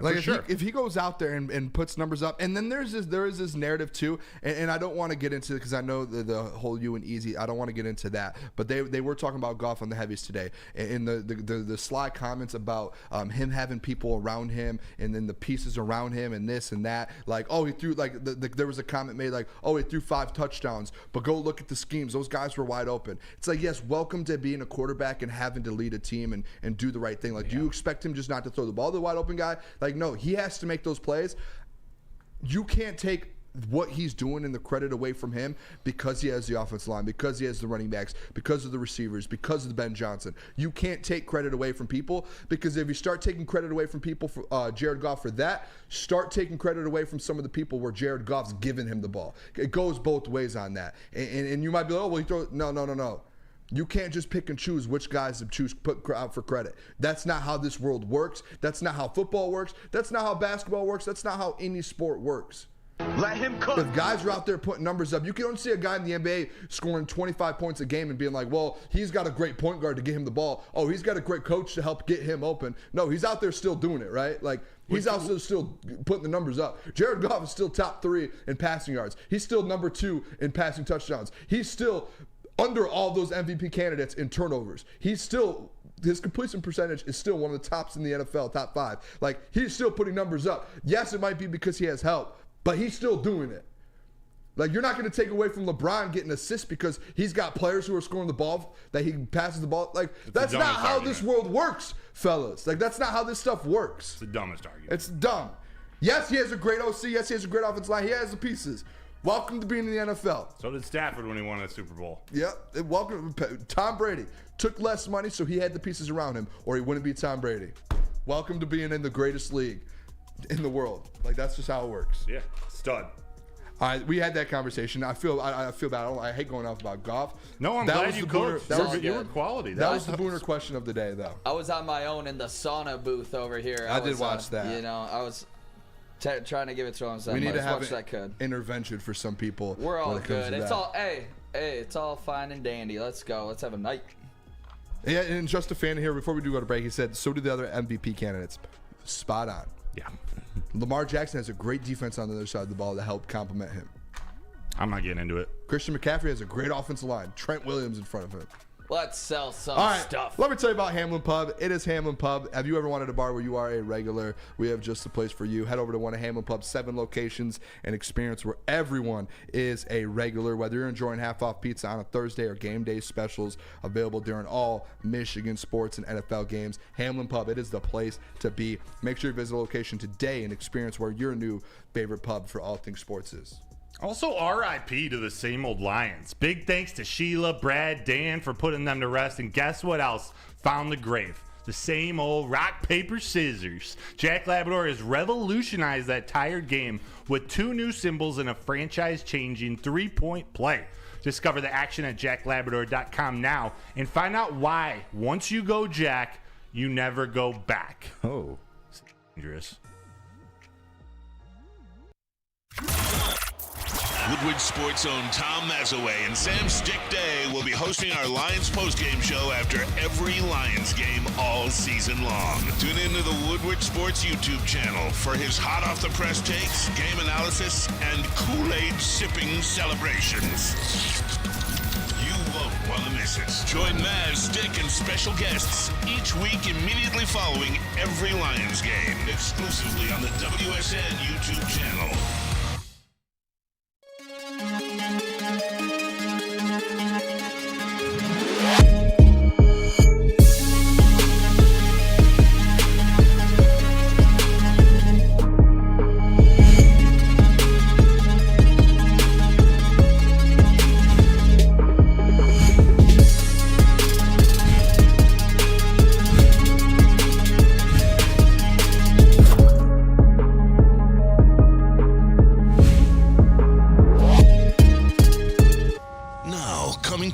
Sports, Woodward and Main Street, the Woodward Sports Network Detroit Lions show. Let's go! Catch Gabrielle D. Phillips, Matt Broder, and Terry Foster for all the latest news on your Detroit Lions every week. Only on the Woodward Sports Network YouTube channel and woodwardsports.com. Do you have football on the brain? Yes, I do. We got professional, we got college football all weekend. This time of year, it's also the perfect time to shop for your home and auto insurance. So shop it like a pro with Swiss Insurance. They cover Woodward Sports, and they should be covering you too. So contact Mark at SwissINS.com or call 248-800-4177. All right, welcome back to Woodward Nights with Booner and Broder on the Woodward Sports Network, Woodward Sports YouTube, woodwardsports.com. Everything you're watching now. We appreciate you guys tuning in. Hit that like button for us. Again, if we hit 200 likes here, the boys, we all agreed here in the room, we will do a New Year's Day Woodward Nights. No other show is going. We will go on Woodward Nights right after the Michigan game if we hit 200 likes tonight. We're at 121. We're on track right now. We are on track. We need some people to have some people come in to the show and hit that like button for us. Come on, Eileen. We are on track. Right now, we are seeing just in front of our eyes the Pistons falling apart. Damn. Like they were up 19 at half, and now they are currently down 4 in the fourth quarter. Booner jinxed them. I did not. I cheered for them for the first time in 28 games. If that's sounds jinxing, like a jinx to me. What, cheering for them when they already lost 28 games? Creed break. Sorry, I tried to do something. With I cheered for them before the show or the game started too. By the way. He came at you for a jinx. Yeah. Yeah, but it's different because mid-game you're like, oh, it's over. Football! You just said they had a 17-point lead, and I bet on them, so no wonder they're doing 19, actually. That's what I thought. 19 points. I think they're trending. Baby. Someone in the chat said they're trending on Twitter. Like they're the #1 trending topic on Twitter. So everybody is watching this right now. It's crazy. I'm looking up here. I'm just going to get a stop here, get a score. They need to win this game. They're hanging in there. They need to win this game, man. I'm telling you. Do they? NBA regular. They need to get this out of the way. What I don't understand, besides just the gameplay and all, the NBA regular season is the biggest joke in sports. Yeah, it's like so many games no one watches. They should be able to win one. Something's wrong for them not to just get lucky and win one game, or a team have a bet. Doesn't make sense. Yeah, no, it doesn't. All right, it's weird too because college plays 30 games. Like in a regular season, and then you have the NBA that plays 82, and none of that makes sense to me. Yeah, the NBA should cut it down. They need to just money. Yeah, it's the money for sure. The deals they already have them, and they can't change it. And then the moolah. Let's do this though. Let's talk about another question here, and KG brought it up yesterday. Straight cash. When we're talking about kind of this NFC race and kind of who can win the NFC this year. KG brought up a good point kind of at the end with the Ravens game, and I know the heavyweights kind of were going a little bit to you, Nick, about this as well. Is the NFC wide open right now?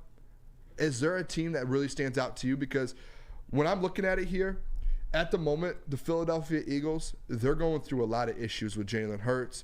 It seems like things are falling apart for the Philadelphia Eagles. The San Francisco 49ers, we saw they obviously lost to the Ravens. And Nick, I heard on the heavyweights, everyone was like, well, what do you mean? It's the Ravens. But if you look within that game, the MVP candidate that they had, Brock Purdy, he got benched in the fourth quarter. House of cards. And it wasn't a bad game. He had a terrible game. And it wasn't that they were out of the game to bench him. Like they were still a 2-possession game. They benched him because he was playing so bad. That's your MVP quarterback. That's supposed to be on the best team in the league. And he had 4 interceptions. And he showed that they're touchable. They're touchable. And then the other two teams here, you know what I mean? Yeah. Yeah, like R. Kelly. But you guys know what? Like with this other two teams, you have the Dallas Cowboys and the Detroit Lions, and those are the other two teams outside of the Eagles and 49ers. They play each other this Saturday. You guys stumped me from that pause there. But you're talking about being touchable. If the Detroit Lions win on Saturday, this might be like the slappy Booner coming out. But what's going on with Philly and what's going on with the 49ers, if the Detroit Lions get that huge win over a top 4 team in the NFC on the road, are the Detroit Lions now the team to beat in the NFC? Like, do they get that spot? Well, is that the question, or is like the path wide? Well, I think it's both, but like when I was breaking this down, like when we were talking about is it wide open, when I was sitting here doing my prep today, I started breaking down the top 4 teams, and the Eagles are going through it. The 49ers had to bench their MVP candidate quarterback in the middle of a game, and you're about to play the Dallas Cowboys, the other team that's supposed to be a contender, and if you beat them, like now I'm looking at it and I'm like, wait a second, all those teams are struggling, and the Detroit Lions have a chance to beat the Cowboys. Like the Cowboys just lost 2 straight. They're going to be on 3 straight losses.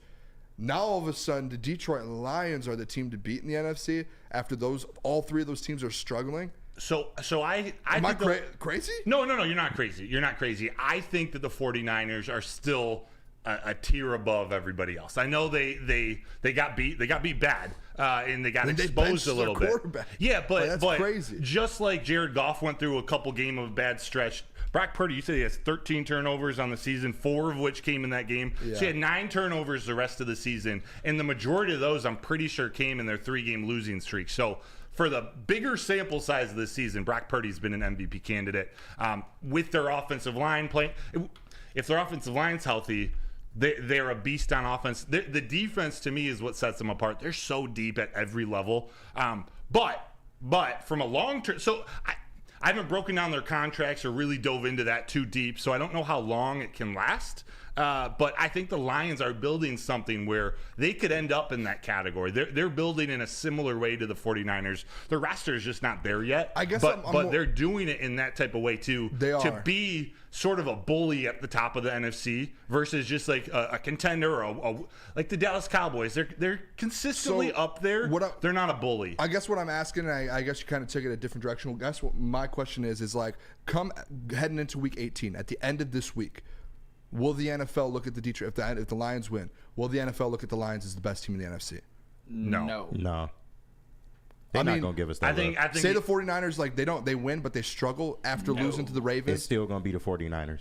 According to the NFL media. Do you guys see what I'm saying? No. You're when I broke it down and I started crazy. doing my prep, I was like, wait a second. If you beat the Cowboys, they have 3 straight losses. The Eagles right now, they're going through it, and you have a chance to hop them in the 2 seed. And right now, there's all these reports about Jalen Hurts and like turnovers and their team being like, what is Hurts? Like there's issues going on within that locker room. And then the 49ers. Yeah, but then the 49ers, you just watch it, and I know it's the Ravens, but like even when you played the Ravens, Jared Goff didn't get benched. Like they had to sit out their MVP candidate quarterback in the 4th quarter when there was a 2-possession game, and like that is a disaster to me. Almost half of their offensive line got hurt that game. It's like, to me, it's like you're not crazy. All of that is going wrong with the Eagles and the 49ers, and the Lions can kind of take down that 3rd team in the NFC and put them into 3 straight losses. It's like the Lions could come out of this weekend and be like that team to beat. Like you're not crazy. Yeah, I think everybody in this room before that game against the Ravens had the 49ers on this we all know they're on an upper echelon like scale, but we thought they were unbeatable. Before that Ravens game, I believe I'm gonna speak for myself. I thought they were unbeatable at San Fran. I thought there was no way in hell that the Lions could go there and win. My opinion has changed on that. It doesn't even matter what happens at Cowboys in my eyes. Even if win or lose, it's not gonna scare me as much as it did before seeing the king of the NFC get their ass beat at home by the king of the AFC. It makes them beatable in my eyes, and that's how I feel about the 49ers going forward. I'm not saying we'd be favored. I wouldn't pick us to win, but I think that we can win. And in the chat, too, Eduardo O'Neill said Goff didn't get hurt, though, because Brock did get hurt. But if you guys watched the game, like, he was cleared to play.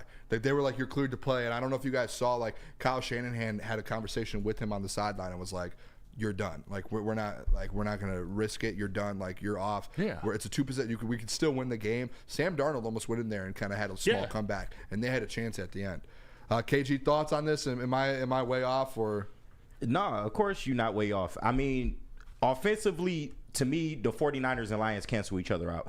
I would even dare to say I like our offensive weapons a little bit better. I do too. Than the 49ers, considering our offensive line and our backs. But defensively, that's where you got kind of the separation. Different. But at this point, I mean, everybody's vulnerable in the NFC. We've seen it. So, and the Lions have had hiccups there. But the key thing is the Lions have not lost back-to-back games this season. Everybody else has. All those other top NFC teams have. Yep. So, to your point, Booner, if they were to go into Dallas and put on a show and win this game on the road, then I believe that they are the top team in the NFC. But the NFL is not going to give us that love, unfortunately. Yeah, I don't think national media will. I mean, national media has been against the Lions all year, or like majority of them. There has been some people who have been with the Lions.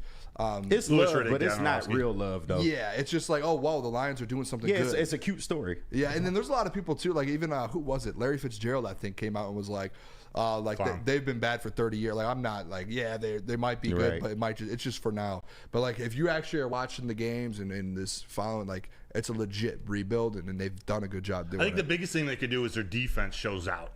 And their defense shows that they can play with a top offense like Dallas.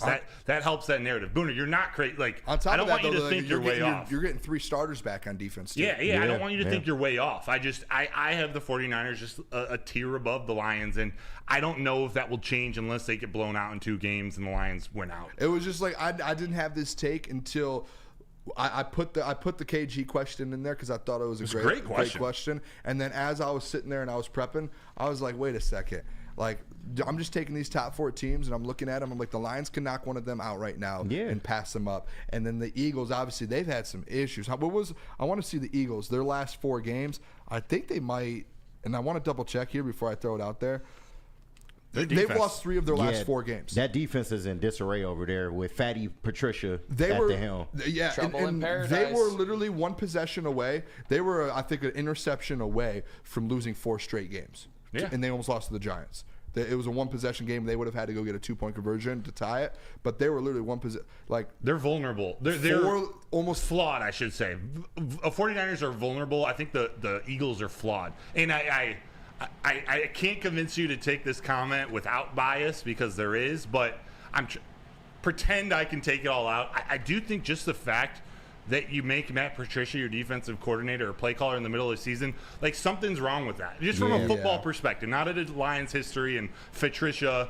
It's how could your season turn into Matt Patricia, who was an OC last year, and like there's something going on and it doesn't make any sense. No, God, please, no, no. I don't know if you guys remember last week, the thing with Jalen Hurts, where his team was like seriously mad about the turnovers that he was having in this 3-game stretch, and they literally had him at practice like falling down and getting hit to like teach him like to hang on to. Like, there's just a lot of weird things going on in Philly. Sounds like the fumble drills that we were doing with Jared Goff a couple weeks ago. But losing 3 of their last 4 games, Lions have never been in that that. Remember that stretch the Lions had? They were 4-2. That bad stretch. The Eagles, their bad stretch 1-3. Big difference. Yeah, that's the Lions are. 49ers bad stretch, 0-3. That's why the Lions are a legit team. There's now a 25, 26 game sample size, and that's one of the best stats ever. Not having lost back-to-back games in 25 games. Yeah. Woo! Open your eyes, national media. This is a real football team. This is a real organization now. This isn't like a couple years back when the Lions had 9 or 10 wins and it was, maybe they can just go into the playoffs and win a game. Like, no, this is a team. Like, welcome to. I'm introducing you the brand new Lions. This is it. Welcome. They're one of the best in the NFC now. Yeah, like last year was cute. This year it's all legit. Business. It's all business. I mean, do you remember, and I know we have to go to break, do you remember last year when the people were like, there was conversations where if the Lions got in, they're going to be a problem. Like, they could make some noise. No one would wanted to play the Lions in the playoffs because that defense, which was by far the weakest part of the team, was playing really, really good at the end of the season. Yeah. And that offense was firepower. And now they have a chance to win. Now they have a chance to win 12, 13 games, and people are saying, they can't make a run. But like last year, you had 9 wins, and people are like, if they get in, they're going to make a run. What are we doing here? This is a better team. All right, Broder, tell us about this. Those people need to smoke on some weed. When we come back, I'm and Ross St. Brown. We're going to have that conversation when we come back. You can experience the Dispo difference this Christmas season because Dispo is giving away a TV as well as 2 $100 in-store gift cards each week at participating locations throughout the month of December. So you got to get there soon. Nobody does it like the Dispo family, so unwrap the joy of Dispo Dispensary every week. Dispo Dispensary, DispoShops.com. They are your local cannabis plug. Come to any Lady Jane's Haircuts for Men for an award-winning haircut experience from one of our talented stylists and register for a once-in-a-lifetime opportunity to win an all-expenses-paid suite for the 2024 NCAA tournament for you and 5 of your best buds. That's right, college basketball's most elite event. You and your 5 best friends just get to any Lady Jane's today for an award-winning haircut experience and automatically register to win the trip of your dreams. Lady Jane's Haircuts for Men, open 7 days a week. Walk in anytime. Lady Jane's, it's wicked awesome. Join Woodward Sports' own Jeff Iafrate, along with special WSN guests for the most anticipated Lions season in decades. Filled with different surprises and expert analysis. You're not going to want to miss out. Go to our Woodward Sports YouTube channel on Sundays and tune in live from 9:30 to 11:30 a.m. Where's the most convenient place to get that big fitness energy? It's Planet Fitness. Join today for just $1 down, $10 a month. With over 2,400 locations and equipment for every workout, you can get in, get energized, and get going. And with free fitness training and most clubs open 24 hours, everyone belongs in the judgment-free zone. So join today for $1 down, $10 a month, no commitment. Savor the heart of home at Big Boy with our all-new down-home comfort dishes. Feast on home-style goodness with our Southern Comfort Chicken Bowl, veal parmigiana, and apple pie hotcakes. The down-home delight doesn't stop there. Potato pancakes are back. Dive into the richness of our perfectly crafted potatoes with our classic potato pancakes and our stuffed potato pancakes. Top off your meal with our new gingerbread shake, a seamless blend of creamy vanilla and sweet gingerbread flavors. Nothing beats the comforting taste of down-home cooking. Enjoy every bite, only at Big Boy. Big Boy, yummy, yummy. Wintertime in Detroit is always better with comfort foods from Big Boy. Try the veal parmesan or the new Southern Comfort Chicken Bowl. How about breakfast? The stuffed potato pancakes are back. The classic lumberjack or Santa Fe Garden. Also, new apple pie hotcakes that are too good to miss. Top it all off with new gingerbread shake for dessert. Stop by your local Big Boy today. Welcome back, Woodward Nights with Booner and Broder on the Woodward Sports Network. WoodwardSports.com, whatever you're watching on, we appreciate it. Let's see where we're at the likes. Everyone hit that like button for us if you haven't already. If we got to 200, the whole room, we actually agreed on doing a Woodward Nights on New Year's Day. I think we're going to fall short a little bit, We're fellas. close, but you offered 200. What if I offered 150? If we do 150 today and we do 175 tomorrow. Hell yeah. 150 on a Thursday night football day with the Pistons actually in a close game. 150 today and 170. Actually, just 150 today.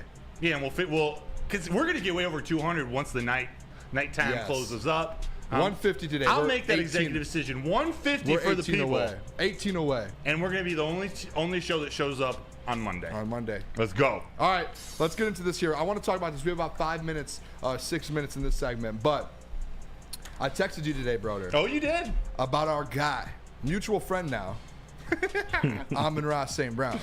I don't know if he thinks it's mutual. You gotta start learning German. I will. Okay. Actually, I want to do Italian first and then German. But where's well, then this pick text? a different best friend. Where's this text that I sent you?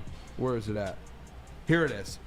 As of right now, Amon-Ra St. Brown is 18 catches away from breaking Herman Moore's single-season Detroit Lions record for receptions in the season. Which is how many? 18 away. What's the total number? I think it's 124 or 121. So you have now 106, I think it's 106. So if you guys want to do Okay. that math real quick, I think it's 18. I think it's 124. To break it, it's 18. That would be 17, I think, ties it. Maybe the math's off a little bit, but he's right there. Yeah. He is that close. It's interesting to me because Amon-Ra St. Brown's only in year 3, fellas. And you're gonna have to extend him at the end of this year. He is this offense has been buzzing, and it's been going for 2 years. Amon-Ra St. Brown's already the third, probably we can at least say lock it in, the third best wide receiver ever in Detroit Lions history. He's on his he's on his way. If He's he on his breaks way. this record, like he's breaking a Herman Moore record. Come on, Calvin Johnson is the best wide receiver. I didn't say best.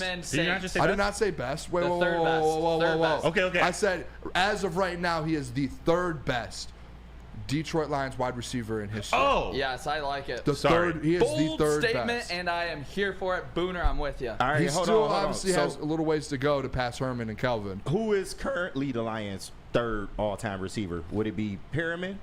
That's the thing. I don't remember. Like, I wouldn't be able. I don't know. I think it's probably Perriman. Who we got? We got Calvin. We got Herman.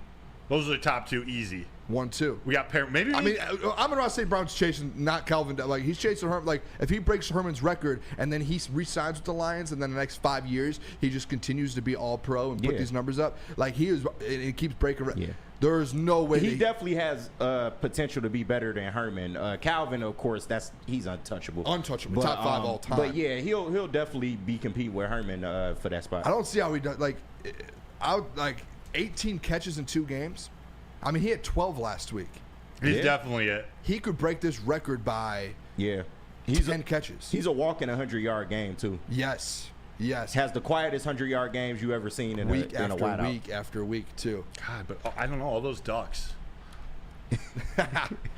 Can't catch those ducks, man. And look at who's on the TV right now. Oh, Amon-Ra. And two, I'm just looking at the stats today as well. He's 2 touchdowns away from having 10 double-digit touchdowns as well this year, Broder. I think he's number 3, and I don't think it's close. Somebody said Johnny Morton is number 3 in the chat. I guess I'll have to go way back and kind of look at some other stats, and we can dive into this later. Yeah. I love the worm. Well, that was Paul Thomas. Johnny Morton, when he would do the worm after, he was legit. I love Johnny Morton. He was legit. Like, no, personally? Oh, no. I was just talking about play-wise. Yeah. Johnny Morton was legit. Amon-Ra, I think he's probably already better. I mean, he is in year 3. Like that's crazy. He's in year 3. He's still he's making what, $1 million this year? Less. Yeah. 800,000.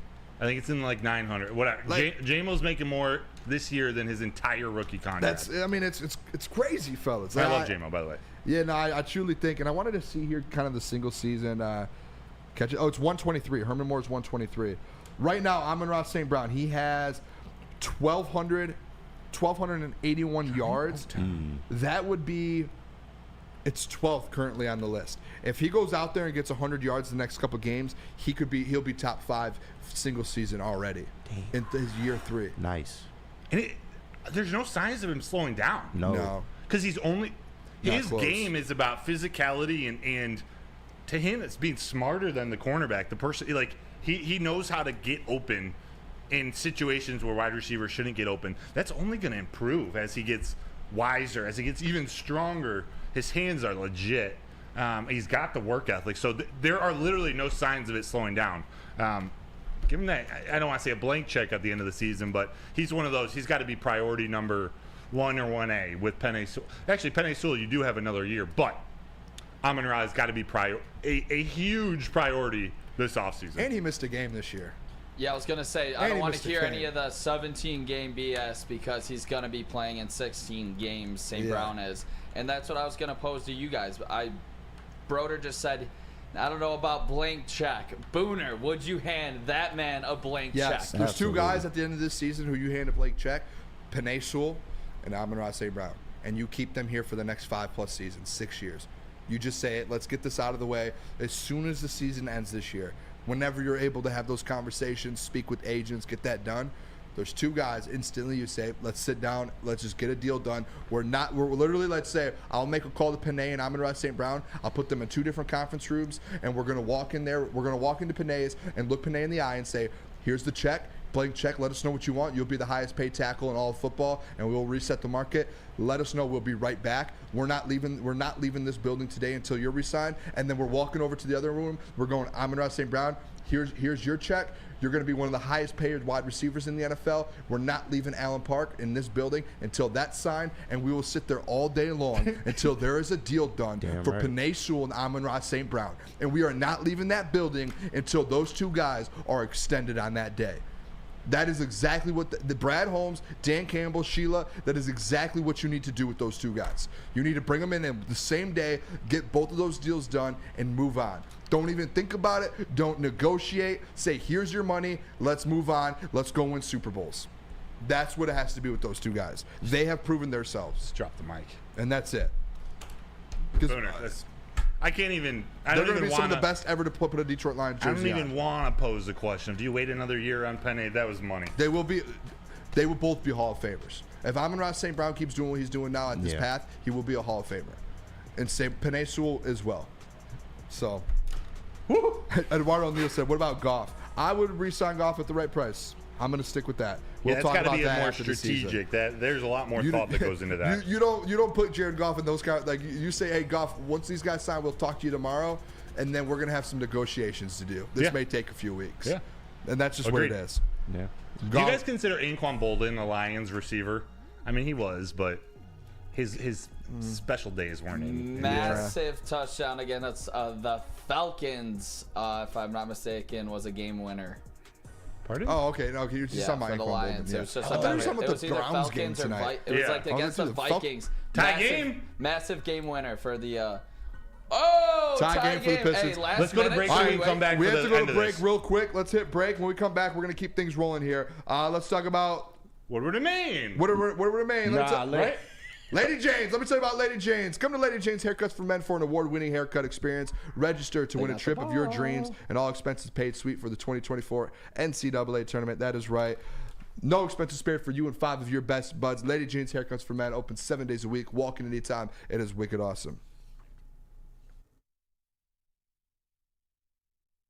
Where's the most convenient place to get that big fitness energy? It's Planet Fitness. Join today for just $1 down, $10 a month. With over 2,400 locations and equipment for every workout, you can get in, get energized, and get going. And with free fitness training and most clubs open 24 hours, everyone belongs in the judgment-free zone. So join today for $1 down, $10 a month, no commitment, cancel anytime. Brace yourselves, Detroit. As the sun begins to set, 2 of Woodward Sports' brightest young stars will be taking the mic for a brand new show. Woodward Nights with Booner and Broder. The dog days in Detroit are over, and the boys are unleashed. Join in on the banter and hop on the bandwagon of the #1 night show on the internet. Tune into the Woodward Sports YouTube channel every weeknight from 8 to 10 p.m. Woodward Nights with Booner and Broder. Your home is your most important asset. Flexibility in the sales process is key. When you work with Mark White & Associates, you can cancel at any time, for any reason, without penalty.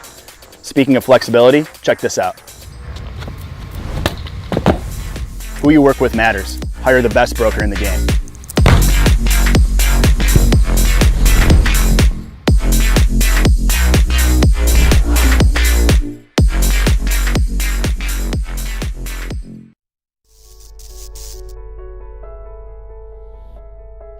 We've just received word. The world's cannabis supply has vanished. The public is outraged and has taken to the streets in response to this tragedy. The individual responsible acted alone, and we can only hope they will make things right soon.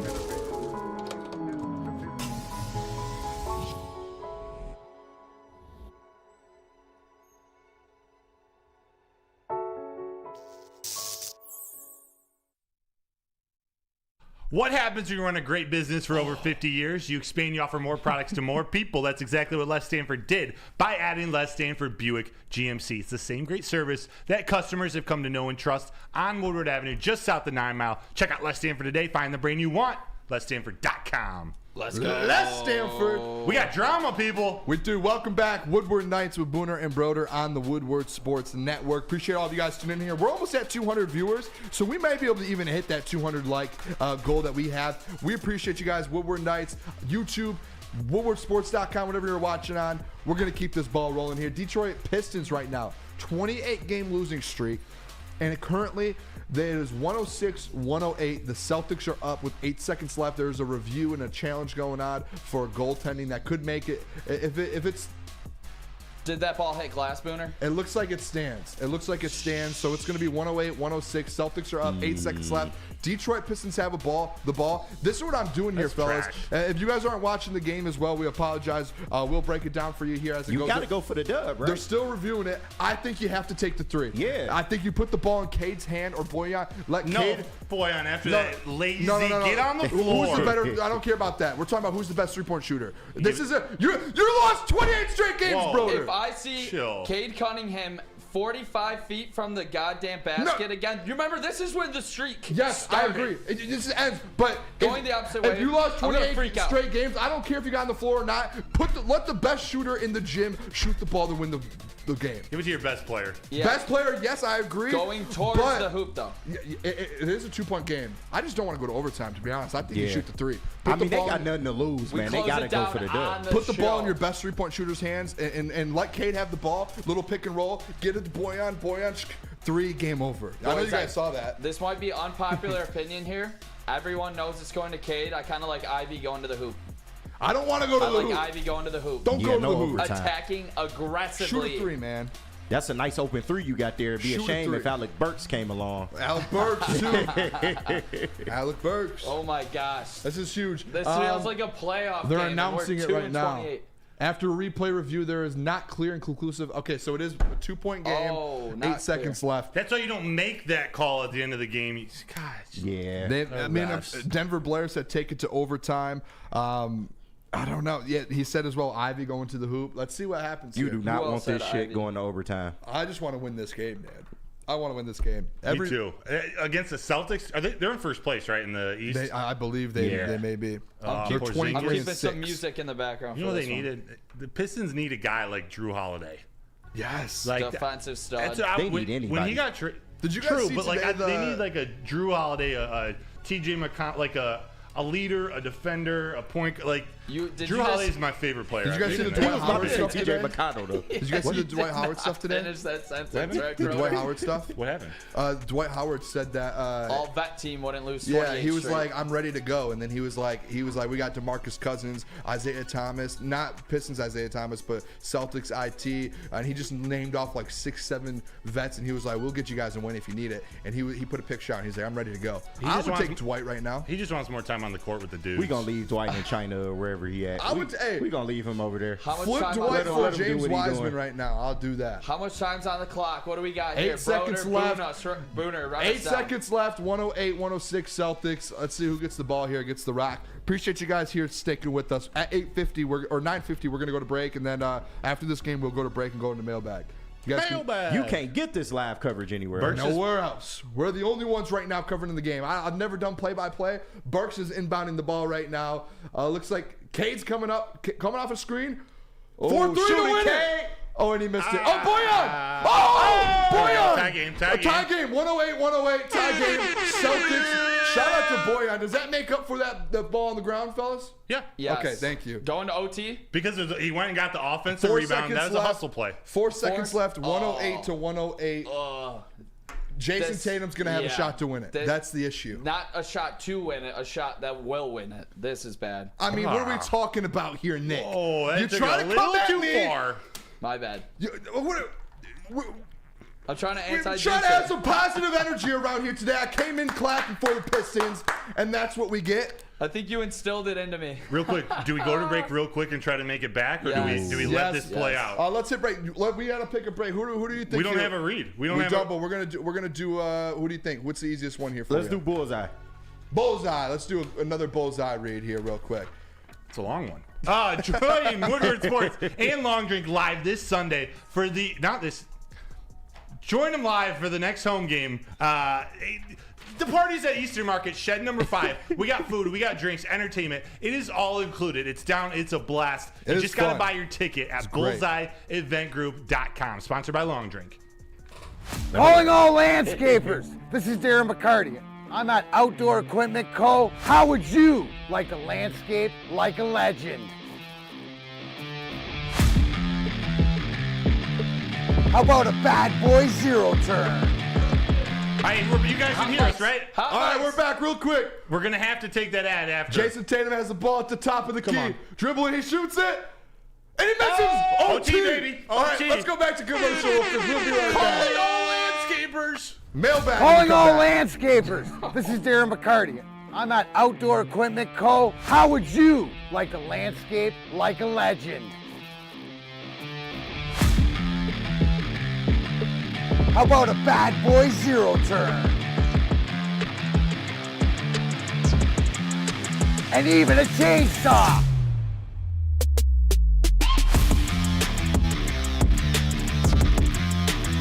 And even a weed whipper. Whether you landscape for your job or landscape for fun, get all your equipment from Outdoor Equip Co., the official equipment provider of Woodward Sports. Michigan grown, family owned. OutdoorEquipCo.com. Stop searching for a vehicle and start finding one. Les Stanford Chevrolet Cadillac makes it easy. We harness the power of multiple dealerships and own the biggest selection of GM brands in the area to get you the car you need. With the Les Stanford Group, you'll have access to 4 different dealerships, providing you with more makes, more models, and more choices. We're connected to more than 1,000 vehicles, and with so many high-quality CPO vehicles available, you'll find new car quality at pre-owned prices. You can start and end your search at lesstanford.com today. Your home is your most important asset. Flexibility in the sales process is key. When you work with Mark White & Associates, you can cancel at any time, for any reason, without penalty. Speaking of flexibility, check this out. Who you work with matters. Hire the best broker in the game.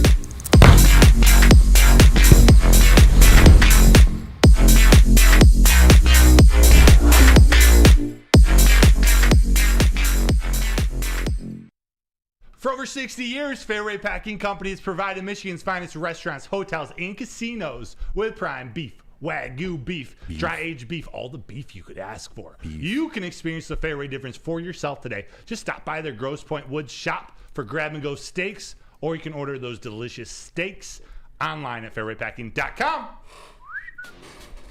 All right, we are back. Woodward Nights with Booner and Broder on the Woodward Sports Network. Appreciate all of you guys tuning in here. We apologize for the disruptions there going in and out of break.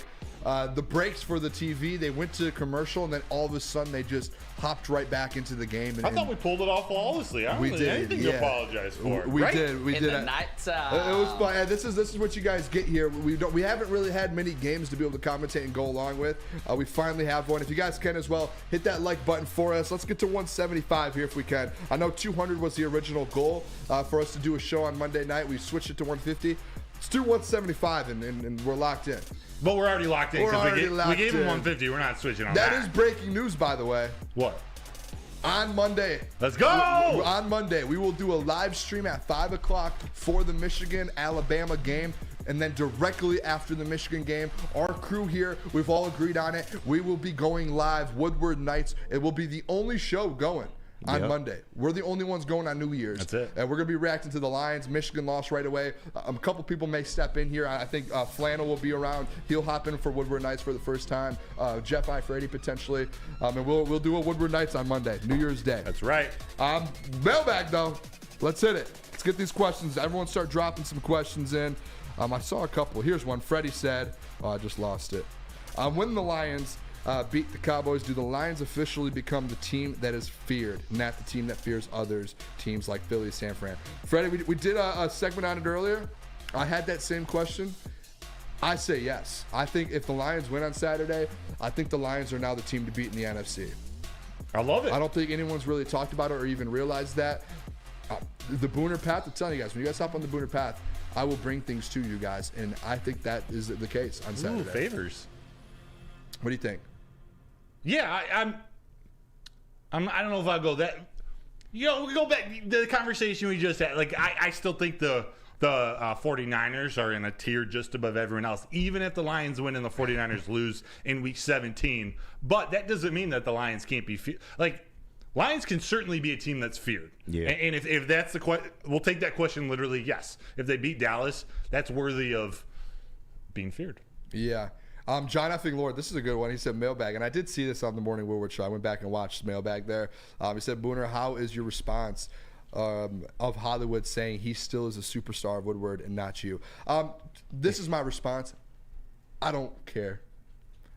I don't want to be the superstar. I'm pretty sure Jeff said the same thing. Thanks for getting me hard, JB. I'm pretty sure he was pretty modest about it, too. All of you people know me as Booner. I am a man of the people. I am one of the people. I started off 2 or 3 years ago in my basement, and I started off, I thought Boyan hit that 3. I started off being a chatter in the Woodward Sports chat. So, and I ended up making my way to doing this. I don't want to be the... Hollywood can have that. He can do all of that. I am a man of the people in the streets for you guys on the Booner Path, and we are locked into that. No Hollywood, no light, even though there are lights on me right now. Screw all that. Screw all the modesty. Is you the guy or not, man? We need to know who is the man at Woodward Sports right now. I like that, KG. I am. Let's go. I'm taking this thing over. Yeah. Let's go, boys. We got Fridays with Frady tomorrow? Fridays with Frady tomorrow. Yep, we have Hollywood on. He can still be Hollywood. We get a head-to-head tomorrow. He could be Hollywood. I'll be like, I don't know. We'll let the people decide that. He could be Hollywood, though. I don't want that. All right. How about this, Booner? Eduardo O'Neill asked, mailbag, name us 6 Super Bowl contenders. 3 from the NFC, 3 from the AFC. Oh. And one reason why they are, if you can. AFC, Ravens, Bills, Dolphins, those 3. And NFC, Eagles, 49ers, Lions. That's just my 3 and 3. I think the Lions beat the Cowboys, so I take the Cowboys out. AFC is as good as the AFC was supposed to be, and halfway through the year, everyone the Chiefs, They dropped off. They only have 3. They have the Ravens, and then they have like the Bills and Dolphins right now. They have no one else. I'm so tempted to sneak the Browns in there over the Bills, but Bills, don't do that to the Bills. Because they're playing well, and they're actually running the ball with James Cook. So, hey, speaking of the Browns, real quick, do you think Joe Flacco is comeback player of the year? It depends what he's doing tonight. What is he doing tonight? I think he's got to perform in he needs as much good body of work as possible. I think these next 2 games, he just got to play well, but he's right there. We got a yes from Booner. Right now, he is 16 for 22, 296 yards, 3 touchdowns, and an interception. 3 touchdowns and 300 yards. And they're up 34-17. They're about to have 11 wins, and Joe Flacco's leading them. Yes, Joe Flacco. And I love DeMar Hamlin. We've had this conversation before. I love DeMar Hamlin, but he just hasn't played. Yeah, and I get it's a crazy story. It's all, but I hate to see being alive doesn't count as a comeback. Yeah, I was gonna give our guy Jay a shout out right here. If DeMar Hamlin wins defensive player or comeback player of the year, he's gonna flip his shit for sure. Joe Flacco all the way, totally deserving. Yeah, I'm with that. I like Joe Flacco. He stepped in. And I want to throw this out there too. Someone here said it. The people's champ. Yeah. Hollywood can be Hollywood. I'll be the people's champ. Yeah. Let me be that. That's what I want to be. That's how I kind of visualize you, like Noah in the Ark. You trying to lead the people on the boat. I love that. Hey, it's stormy waters, but y'all got to hold on. You lead them to the promised land. Hey, that's awesome. I love that. That's awesome. That is great. Do you hear Alabama talking shit about Michigan today? Oh my gosh, man! I know I don't want to take away from mailbag time, but I just have had it on my I think we have to stay live to the end of this game. The headlines are that is only if the people that have to leave are able to stay for a couple minutes. Yeah. But Nick, you can go. I'll mute everyone. It's the headlines that are being written. Like Michigan's breaking in. Big 3 by Michigan's remote accessing their people freaking film app. It's I just didn't even hear that, Broder. So Bama players are talking crap. Yeah, they said they changed their whole film watching schedule around, and the players are like, yeah, well, the sign stealing and stuff, and there were these headlines that I haven't found the full quote, but they're putting these quotes together where it's like it's insinuating that the Michigan Wolverines have broken into the Catapult app or something where they watch their film and it shows their players' top speeds and agility and stuff. It's so stupid. Yeah, I just think sounds like they've been dumb. listening to Feinbaum. Yeah, all the press conferences today, and I watched a couple. It's just the players are like, yeah, we can't watch film at home. We have to come into the facility and watch it as a group. So it's taken away from us being able to do it at home. Like, it's just like you guys are just making excuses that aren't there. Like, you're just literally making things that aren't. Gives me so much more like they're hedging their. If they lose, they're gonna say they had their. It's stupid. Anyways, let's get back. Pause. Let's find a mailbag question. I did see one here. Thomas Popa, I believe is how you pronounce it. No, actually, different one. Shane Daniel. I read the wrong one. Mailbag. When the Lions get new jerseys next year, who are you getting first? First of all, it's a great question. I'm excited that they get new jerseys. The one thing I want them to bring back is their alternate next year. I just want to see the All Blacks back. I don't think it's gonna happen. I want them back too, though. Those All Blacks those are so good, man. And I feel like it's one of those things where people hate them, like the Teals, because they weren't really winning at the time. I don't think so. Not for real, but yeah, there's some people who are like, oh no, we don't want. All Blacks were nasty. It'd have to be a different All Black, like how their Bengals all whites. You know how so dope those are. Yes. Make it like an all black like that. Not all the still the white and the black and the silver, accents. But what player? But what player are you picking? I've already said this a day or so ago. Next player, I don't really have a Lions jersey. The only one I have is Trey Flowers. I bought it on sale just because I needed something to wear. Big Trey Flowers guy. What I'm gonna get though, my first real Lions jersey, I'm getting an Amon-Ra St. Brown jersey. Now I'm a big St. Brown fan now after last couple days ago. I would like him to sign it too. I would like to get one all white one signed from him that says the Booner Path.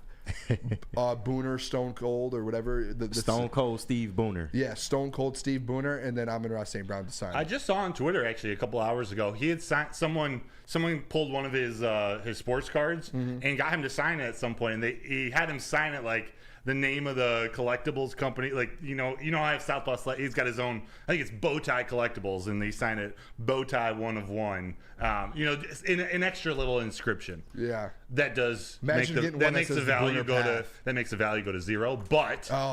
But for a jersey, that's a totally different story. Personal. If he puts that on your jersey, that'd be amazing. 121 to 117. Yeah, more personal. Yeah, that Derek White 3 was the dagger probably. They need a 3 here. If you guys, a little update here with the Pistons. Celtics are winning 121 to 117. 1 minute remaining left in the game in overtime.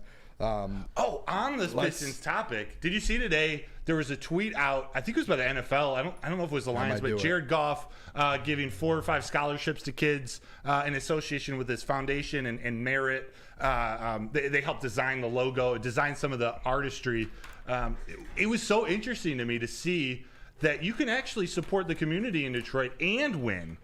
Yeah. I thought that wasn't possible. Yeah, isn't there like someone out there that's saying that's like, hey, we've done a lot of good things outside of winning in Detroit? Isn't that like right? That's weird, man. It was weird just to see. Like, I didn't think it was possible after Tom Gores came out and said it wasn't. Yeah. Hey, we can only do one or the other. Do you guys want us to help the community, or do you guys want us to win? Right. Like that got anything to do with the basketball court. The craziest thing of all time. So bizarre. I still can't believe what happened last Friday when he does the whole I'm going to pick and choose the media who gets to come to this meeting, and we're going to do a meeting to where I can write my own narrative, and then we're going to release it on a holiday weekend on a Friday at midnight, and we're going to maybe it'll just brush over. Like, that is one of the most ridiculous things of all time. You don't want to face that heat? No, and that's your owner. You have some owners in Detroit right now where you have Sheila Hamp, who will walk up to all of the press last year and Allen Park, look everyone in the eyes, and tell them, listen, I know we're 1-5 right now. We're staying on the track. Things are right. I have the right people in place. Trust in our path. Just like I tell you guys to trust the Booner path. She looked at you guys and said, trust the Detroit Lions path right now. She was right. And believed it. Well, she was dead right, because right after that, they went on a stretch where they went 8-2, and now they're 11 and whatever it is now, 4. Mm-hmm. Technically, she did it when they were 1-5, and they lost the next game. So 8-3, just to technically, sure, technically. But Tom Gores. She didn't panic after that Tom one Gores, loss. like, she didn't just say, "Hey, I'm gonna text a couple beat reporters that I know will make me look good." No, she didn't. He didn't. That's what Tom Gores did. It said select media. Like, what are we doing here? You're writing your own narrative. The media is there to not be seconds left. If they don't score here, I say we wrap it up. Yeah, it's pretty much. If Alec Burks misses that, we wrap it up. Foul! Oh, there's a foul. I don't know what to do. It's 6-point game, 30 seconds. Should we just end it? It seems like people are moving to the Browns. We can call it a day. Let's call it a day. And we appreciate all of you guys locking in with us here on Woodward Nights. In the nighttime. We will be back tomorrow, Friday. It is a Friday. We're getting into the Detroit Lions versus Dallas Cowboys fully. Michigan versus Alabama tomorrow as well. Make sure you guys check out Morning Woodward Show, 8 a.m.